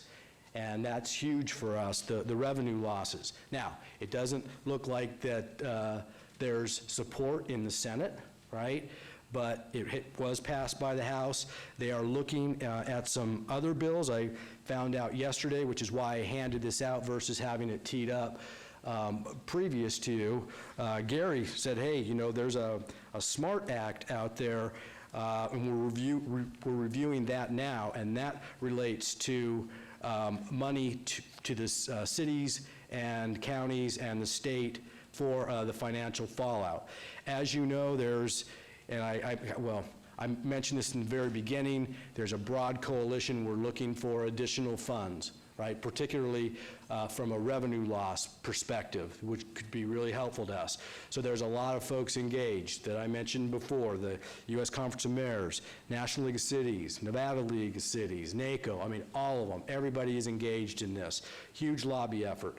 And then there is talk about stimulus money, additional stimulus money directly to the American people, which doesn't necessarily have an impact on us specifically. So what are the next steps? Well, the Grants Committee is going to continue to meet as these things come up, identify opportunities, get those opportunities to you when we need your approval on the action plans. We've also created a grant documentation analysis and coordination team. Many of us don't know all of the federal requirements for reimbursement on this federal money. So we've put together a team of subject matter experts that are helping us, and we've reached out to all the departments to define what those requirements are. So there's going to be a lot of effort in that area. The federal advocacy, our federal lobbyist, Squire Patton Boggs, the same people, U.S. Conference of Mayors, National League, we're going to continue working with all of them, the White House, and then at a local level, obviously the Nevada League of Cities, the Ferraro Group has been involved in this. From a state perspective, we're going to be monitoring state and legislative meetings and getting updates through our government affairs counterparts. So, which is not in, the presentation, I added a summary because we had a lot of numbers in here.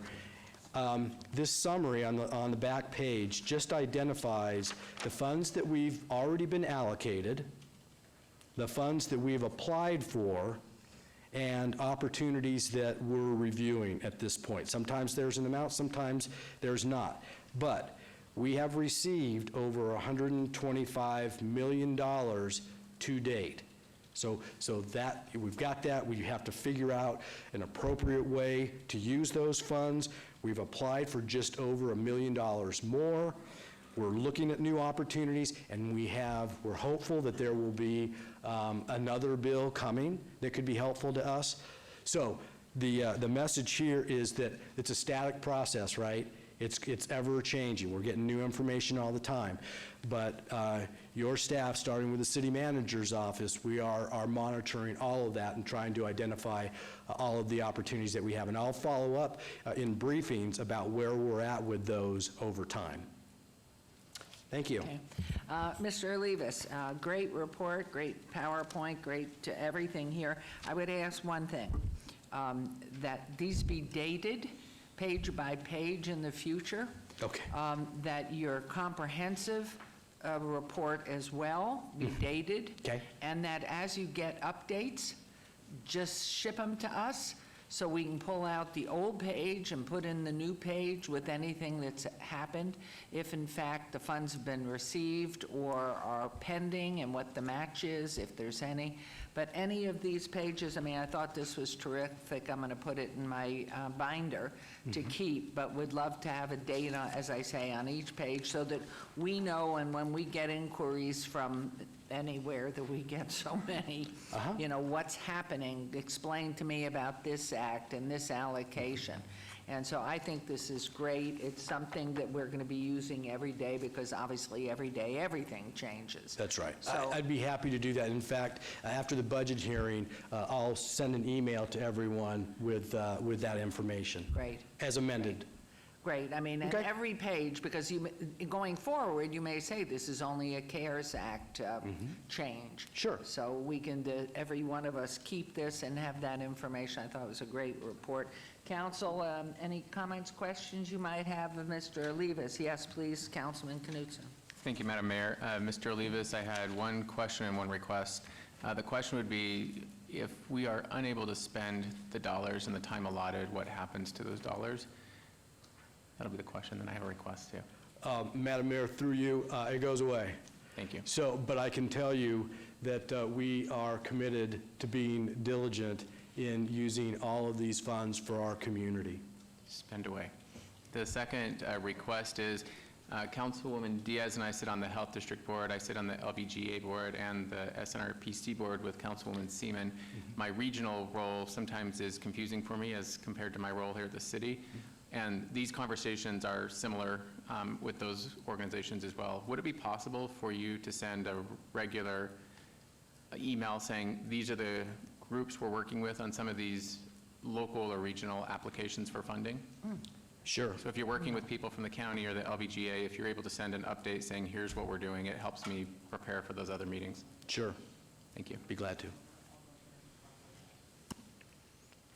Okay, thank you. I guess there are no questions, any comments anywhere else? Okay, we will move on to 64.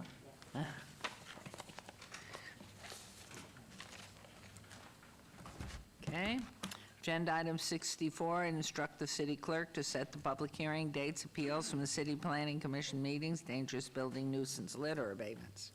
Will do, thank you. Thank you. And now 65, or you tell me when I'm going to the, okay. 65, citizen participation. Public comment during this portion of the agenda must be limited to matters within the jurisdiction of City Council. No subject may be acted upon by the City Council unless that subject is on the agenda, is given and is scheduled for action. If you wish to be heard, please come to the podium, give your name for the record, the amount of discussion on any single subject, as well as the amount of time any single speaker is allowed may be limited. This is your opportunity to address the council, but council will not respond or engage in dialogue. Are there any members of the public who wish to speak under this? Hello. Good afternoon, Madam Mayor and City Council. I'm Katie Duncan, and I'm serving as the president of the Historic West Side Chamber of Commerce. And I want to thank Cedric Creer for pointing out we were doing business as Ward 5 Chamber of Commerce, but our focus area is really the Historic West Side, so we changed our name to reflect our actual activities. What I'm concerned about today is the $4,000 grant that's being administered to small businesses. And while we really are pleased to see that that's happening, I feel that it also eliminates a lot of the business members that are members of our chamber. A lot of our chamber members are small mom and pop businesses. They are sole proprietorship, so they wouldn't qualify since the regulations require them to have 3 to 25 employees. So I'm wondering if there can be an exception for those businesses that are sole proprietors or mom and pops, so they don't have to have that requirement and they can still qualify for the assistance that they so badly need because they've also been impacted by business interruption. Thank you. Okay. And I think what will happen is more monies come in, there are more opportunities too. Okay. So my request today is that to ask if there could be an exception for the funds that are already there. So I'd like to know So that what the will process just- would be to get that exception. Council, our city manager's heard the request, so I'm sure he's taking that under advisement as he goes forward. Right. Thank you. Thank you. Thank you so much. Thank you. Yes, Stephen, Captain Truth Dempsey. Just yesterday, I saw a video yesterday by a whistleblower, a lady named Judy. I'd like to share the website. Any interested people, I think the future of Las Vegas, Nevada, and the United States could be important to a lot of American citizens.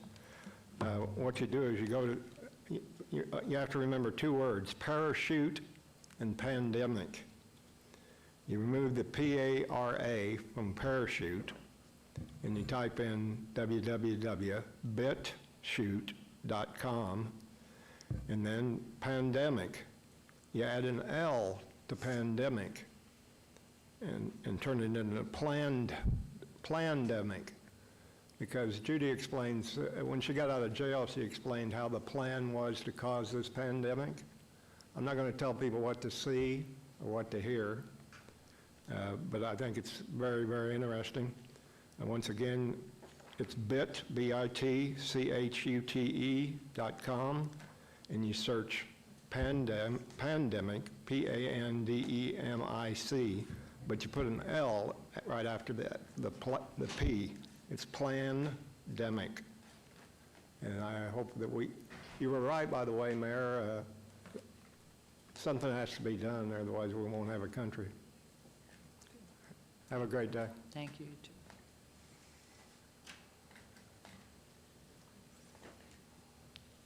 Thank you. I just, even for a moment, so we can see your face, that's just it, and you can put it back on. Thank you. All right. Your name, sir? Good morning, members of the City Council. My name is Tilapat Chainalonglit. I stand today out of concern for our city. Just over a month ago, in March, I was pulled away from France just as things took the turn for the worst. And I want to reiterate, I am not controlled by fear, as some council members may suggest, but it comes from personal experience. We didn't take COVID-19 as a serious threat, and nearly 30,000 people have died to date. And even some council members and some congressional candidates have pointed to the low number of deaths in our state, however, fail to realize that we are not seeing the same level of devastation because our state did not wait to act. Now, this is not just a public health crisis, it is a crisis of solidarity. Solidarity with all stakeholders, whether small businesses and families, and to the international level is needed more than ever. As we go forward, I urge we act with caution.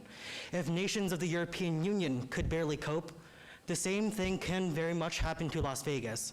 If there is no caution, if there's no solidarity as we act, the same thing may happen here. Thank you. Thank you very much for coming down. Oh, sure. Yes, sir. Hi Good there. morning. Jerry O'Neill. I've been a lifelong resident here in Las Vegas. I'm also a producer. I've been doing documentaries. I have a questions that I wanted to ask the members here is like, how do you feel the phase in approach is working? You What can just- needs- If you would, just make your comments. We can't respond. The public comment at this point is put your questions out there, and I'm sure then they can get back to you. On that, so then, like, how do I arrange, You can send us an email, and our city clerk staff can give you the emails. We're in every... yeah, I try to go through with Jason to no avail. Jace is right here, and he might give you the way to access all of us, and so you can ask the questions through an email or by calling the offices. So if you wouldn't mind, Mr. Radke? Mayor, through you, yes, I will talk to the gentleman. Oh, problem. Great, see? Thank you. Solve everything here. Yes. Thank you. Thanks for coming down. Yes, sir, please. Good morning, Madam Mayor and Council. My name is Christopher Harold Nilo, and I'm a friend of mine, and I've been talking about things to implement into the city that would be beneficial to all of us.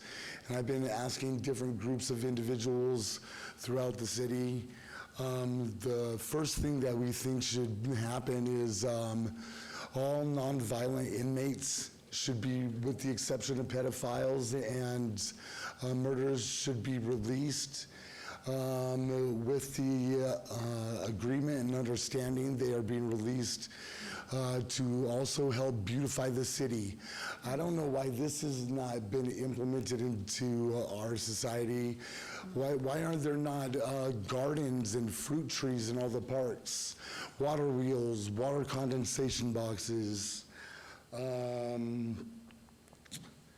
We think that wind turbines, like miniature turbines in the middle of the medians, double capped with other wind turbines, so you're still getting that same amount of energy. In schools, it should be on blackboards, it should be etched in there. On the first day of school, you ask each student how they learn best. There's 9 different ways. You have musical, mathematical, logical, kinesthetic, spatial, interpersonal, intrapersonal, naturalistic, and Abbott. So say the children are up there doing a math problem. Well, Sally, she knows how to do math, and Johnny, he knows how to draw. So they both get the correct answer, even though it's an outside curriculum that has been set up. Now they teach one another how they got that answer. Now the teacher can just go, right? I mean, because we would be learning so much from them. Thank you. Thank you, sir. Appreciate it. I think your 2 minutes are up. We'd appreciate it, and thank you very much for coming down. Please, yes. Hi there, everybody. I'm becoming a regular fan of this whole watching your city government in action thing, but Michael Garwood here. Kind of missed the big impromptu fan club from 2 weeks ago, but those signs that somebody made up here, I think it was this lady, they were great as window shades.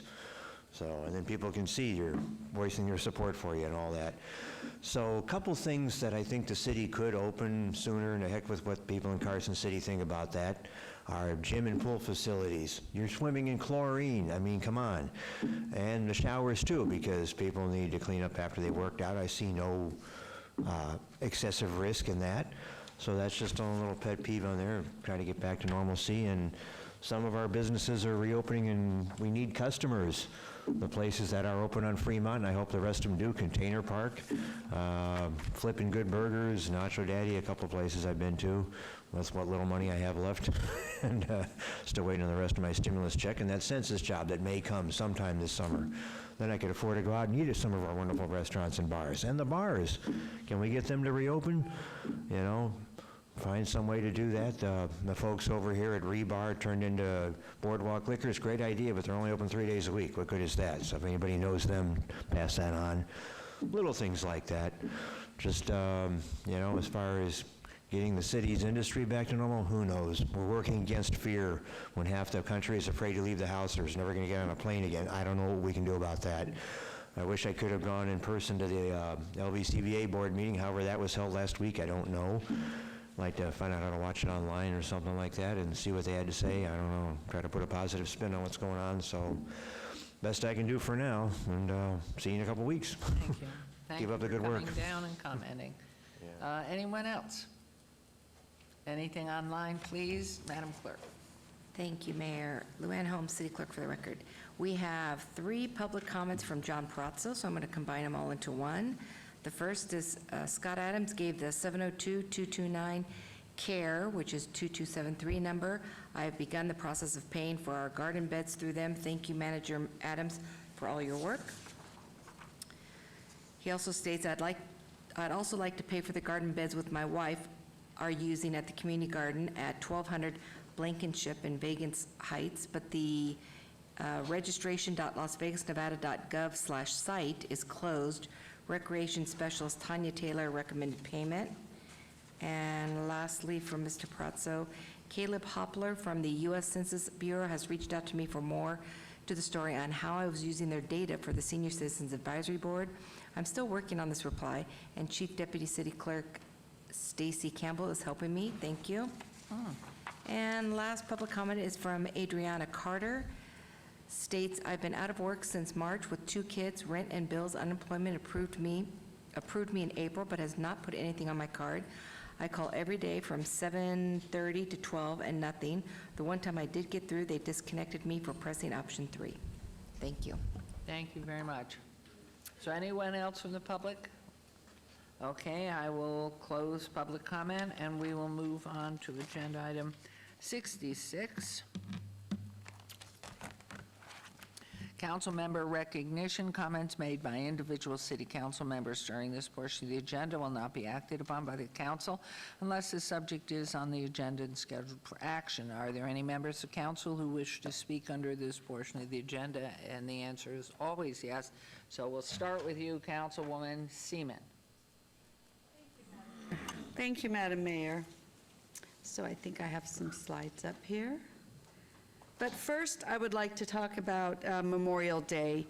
If you would like to pay tribute to our national heroes, I have worked with Nevada Veterans Association and Alliance to make sure we continue this long-standing tradition of recognizing those who have made the ultimate sacrifice by placing an American flag on their gravesite.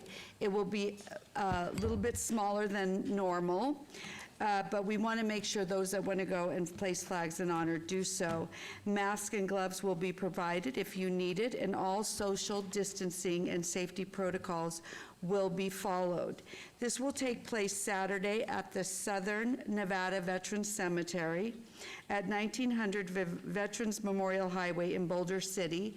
Please arrive at 6:30 a.m. if you would like to place those flags.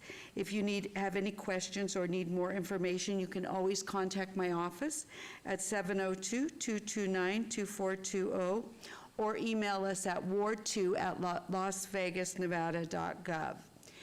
And as usual, I will give you information again to contact our office or for general city Las Vegas information. You can call 702-229-CARE or visit lasvegasnevada.gov/coronavirus. And you can keep up with what we're doing here in Ward 2 by following our social media. Facebook, Twitter, and Instagram are all at Victoria D. Seaman. Thank you, Madam Mayor. Thank you. Councilman Creer. Thank you, Mayor. NDOT has some paving upgrades, so the Nevada Department of Transportation is currently working on a half-mile-long upgrade of Washington Avenue between A Street and Las Vegas Boulevard in downtown Las Vegas. The project calls for milling and placing new asphalt pavement, as well as reconstructing handicap ramps. The right travel lane in each direction is currently closed, and the project is expected to be completed by June the 30th. Motorists should use caution while traveling through the work zones, heed construction signage, and take alternate detour routes. And if possible, NDOT works with Waze to inform the public about planned highway restrictions, but unscheduled construction changes, closures, and restrictions are possible due to weather or other factors. For the latest state highway conditions, please visit nvroads.com, or you can always call 511 before driving. The Mob Museum, the National Museum of Organized Crime and Law Enforcement, is prepared to reopen on Sunday, May the 31st, 2020, which is contingent upon the state of Nevada and local authorities lifting general restrictions. As it resumes operations, the organization will have new public health protocols in effect, developed in accordance with the Center for Disease Control, the Southern Nevada Health District guidelines, and industry-specific best practices to ensure the well-being and safety of all staff and guests. In addition, the museum will provide each guest with a complimentary bottle of FDA-approved 80% ethanol liquid hand sanitizer, which is produced right in the museum's distillery. For more information, visit www.themobmuseum.org. And as mentioned earlier, the City of Las Vegas is offering grants up to $4,000 to qualifying businesses, and commercial centers will be included in the Safe Sidewalks program. City of Las Vegas is offering 2 new programs to assist local businesses community as it reopens under operations of Phase 1. The first, the grant program, will provide direct funds to small businesses impacted by the guidance and restrictions from the governor's orders for business operations and in accordance with the Health District guidelines. The emergency grant will be funded by the City of Las Vegas through $4 million in funds received by the Coronavirus CARES Act. For more information, you can always go to the website www.lasvegasnevada.gov/reopening resources grant. If you would like to receive the Ward 5 newsletter, make sure you give us a call, 702-229-5443, or email tjackson@lasvegasnevada.gov. Always, you can reach us on social media, Twitter, Cedric Creer, Instagram, Council Creer, and Facebook, Councilman Cedric Creer. Thank you. It's great to be back. Nice to have you back. Councilman Anthony. Thank you, Mayor. I just want to echo Councilwoman Seaman's comments about Memorial Day and just ask everyone to remember our men and women in the military who made the ultimate sacrifice and recognize their courage and bravery on Memorial Day. Thank you. Thank you very much. Councilwoman Seaman. Oh, goodness, that's that way. Councilwoman Diaz. Thank you, Madam Mayor. First and foremost, I I want to let everybody know that Councilman Creer, Councilman Knudsen, myself, and the rest of the council have accepted the City of Reno's challenge, and game on. We're going to make sure that everyone in our community gets counted so that we can receive the resources we need to make sure that they're taken care of. And so currently, we're edging City of Reno with 0.1%. We're at 61.5. So if you haven't filled out your census, make sure you are counted. Be counted. Hágase contar. Just like our city manager just announced about our program to help businesses, in addition to the business protection program we ran, now we're offering the grants for different expenditures that businesses need to make sure that their businesses are offering their clients and their workers a safe workplace. So make sure that you reach out to us quickly, because we heard the monies are going to go fast. So if you have any questions, call the call center 702-229-CARE, which is 702-229-2273, and this is for reimbursement of expenditures up to $4,000 that I think a lot of our small businesses can utilize during these times. You can also visit www.lasvegasnevada.gov/reopening resources. Ward 3 is soliciting your input on what we should name the new park that will be located off of Harris and Marion. And we want you to please send us your recommendations. You can send them at https://cityoflasvegas.link/Ward3Parks, or you can call my office 702-229-4623. All name suggestions will be accepted through the end of July of this year. And so the park amenities will have an equestrian area, the soccer field, playground, and restroom area, and I know that the playground area has an equestrian theme to it as well. So help us be creative and get the right name the first go around. So thank you so much for helping us with that quest. The next thing is I would like to congratulate all of the graduating seniors of 2020. We're still kind of in limbo whether they will formally have a graduation ceremony or not, but I know there's CSN college graduates, there's UNLV college graduates, UNR, there's all of our high school seniors who are graduating, and just know that we are so proud that you have achieved this next milestone, and we know it's not the end, and a future graduation is in sight, so no need to be too stressed about maybe not being able to walk this go around, but we'll see. That's still to be determined. I think that they're postponing a lot of those ceremonies. And last, make sure you stay connected with us. Councilwoman Olivia Diaz, go to Facebook, Twitter, or Instagram at Olivia Diaz LV, or on our City of Las Vegas website, Ward 3 at lasvegasnevada.gov. And happy Memorial Day to everyone, and I know that I am appreciative of all the sacrifices of our servicemen and women for our freedoms. Thank you. Thank you, Councilman Knudsen. Thank you very much, Mayor. I want to echo the comments of Councilwoman Diaz. Excited about the 2020 Censor Twitter Challenge from Councilman Devin Reese. On the next slide there, you'll see a picture of Hey Reb and us, Councilman Creer and Councilwoman Diaz. I do not intend on losing, so we're going to work really hard to make sure that Las Vegas is counted in the 2020 census with the support of Hey Reb, which is a super fun day. On the next slide, really happy to be part of the Southern Nevada Health District, and especially during a time like this. They've implemented a new system that sends a text message if you have been exposed or might have been exposed with COVID-19. You should follow the text message. It's very important. It could save your life and the lives of others. To learn more, visit the Health District's website at snhd.org if you have other questions, comments, or concerns. And finally, we have been very active in Ward 1 on a variety of different fronts through texting town halls and reaching out to our senior population and populations in poverty. If you have any questions or comments and want to reach out to us, we're available at, I can never remember the other numbers. I know my number. It's 702-493-1547, or you can email at ward1@lasvegas.gov. Thank you. And Mayor Pro Tem. Thank you so much.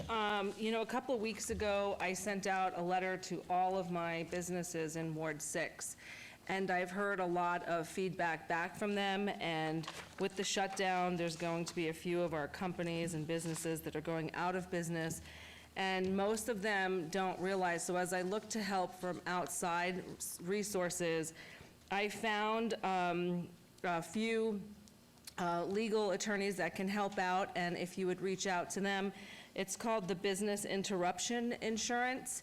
And a lot of people don't know about it, but you probably basically have it. So if you've lost money, you can go through this and find out if you can get reimbursed, and most of you can, and you're just not aware of it. You can email B as in business, I as in interruption, L as in lost, at rblaw.net, R as in Romanucci, and B as in Blandon, .net. So again, BIL, business interruption lost, at rblaw.net. So there's just a little bit more besides what we can offer you here from the city. And I'm always here for you, and just let me know what else you need. I'm very, very excited about our grand opening on Saturday, May 23rd. Please meet me out there with your bikes. We are going to be doing our grand opening with our BMX pump track and our bike trails, and for many, many years, I've heard that the bicycles are all over the park. Now, we have 660-acre park out there at Floyd Lamb Park, and it's open to everyone. And we're giving the bikes an area to where if they really want to get on this pump track. And it's the only way I can describe this BMX track is if you're a skier, it's like you can go on a Black Diamond Mogul on your bicycle. So it's definitely very, very fun and interesting. And I also, talking about our businesses, I just want to thank Officer Nate Chio for calming down an incident last week with our businesses. And with this time of shutdown, it gets very frustrating when people are going to be going out of business if they can't open. And most of our businesses have, been obeying and abiding by all of the governor's rules. And some people are just going out of business, and I just want to thank Officer Nate Chio for calming it down. We did have a little ruckus there for a few minutes, and he handled it. Monday, May 25th is Memorial Day, and it's also my mom's birthday, so happy birthday, Mom. I love you. I will be this weekend with our Cub Scouts, putting some of our American flags on some of our veterans' graves, and it's just an honor to do that. Talking about birthdays, since Monday's my mom's birthday, tonight I'm having a little birthday party for my grand princess Jaden. She is 7, and then also one of our staff members shared Jaden's birthday, which is happy birthday, Vincent Zamora. So happy birthday, same birthday as my granddaughter. Then we have on June 5th, we will be watching our movie in the park, Frozen, at 7 p.m., or really when it gets dusk. Of course, we'll be obeying the governor's rules, and we will be just having a party in the park, socially distanced. One of the items I forgot to mention, sorry, I'm out of order. This weekend at Floyd Lamb Park at Tule Springs, we had a rodeo, and so we had, there we go. And, having a rodeo, social distancing, being outside, I was very proud of everything that they did this weekend. We had Rehab Roping as a sponsor, Feed Truck Roping, Griffith Feed. They gave a truck away, lots of prizes.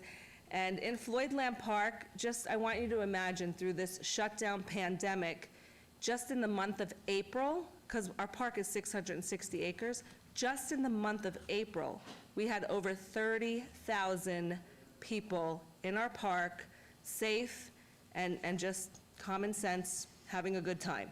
So I just want to congratulate my folks out there in the Northwest for getting through this pandemic together.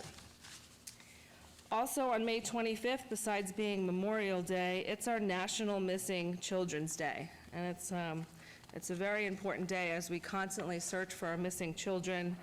And I'm going to go through a couple of children that we need to find right away. We're looking for John Paul Moore right now. John Paul's only 14. He's a male. He only weighs 145 pounds. He's 5'9". He's African American. He has dark brown eyes and black hair, and he was last seen in the area of South Torrey Pines and Flamingo. So please, if you know where John Paul is, please call Las Vegas Metro at 702-828-3111 or Nevada Child Seekers at 702-458-7009. We are also looking for Ashley Medrano.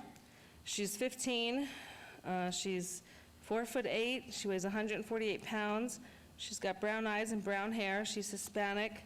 She was last seen in the area of Charleston and Sloan, and she was wearing a bright yellow shirt and black jeans with black Air Force Max shoes. So please, if anyone knows where Ashley is, please contact our Metro Police at 702-828-3111 and Nevada Child Seekers at 702-458-7009. Then we have Tashana Hill. She's only 13. She's a female, brown eyes, brown hair, African American. She was last seen in the area of Pecos and Harris. So please, if you know where Tashana is, please call Metro at 702-828-3111, Nevada Child Seekers at 702-458-7009. And of course, our Corridor of Hope success stories. We have Renee and Gabriel Martinez. Renee and her 16-year-old son, Gabriel, came to the Courtyard Homeless Resource Center in January 2020. The Courtyard team immediately jumped in and assisted the client and her son with rental assistance and utility expenses. The Courtyard continued to support Ms. Martinez and her son through the flexible housing program by providing her a temporary housing unit. The Courtyard was also able to provide the family food donations, donations of shoes and school supplies for her son, as well as work shoes for Mrs. Martinez. In April, Renee Martinez and her son were placed into permanent housing with the support of the team at the Courtyard. They were provided 2 air mattresses to begin life in their new home. Renee turned in her keys for her temporary unit with a special message to the team. Thank you for all of your support and being patient with me. I loved working with all of you. Keep up the good work because people like me need you. And that's kudos to our Courtyard staff and everything that they do. Thank you, Madam Mayor. Thank you. I'm going to reserve my comments to the very end, but we are going to take a break now, 5 minutes or so, for our technology to catch up with those of us who need a challenge. And we are going to be having our meeting at a special joint city council and redevelopment agency budget. We need to actually adjourn this meeting. We need to adjourn this meeting first. So first of all, I am going to adjourn this meeting, but we are going to take a break of, let's give 10 minutes. Okay, so it's almost 12:30. We'll be back here. I'm going to take 15 minutes. 1:45. We will start sharply at 1:45. Thank you.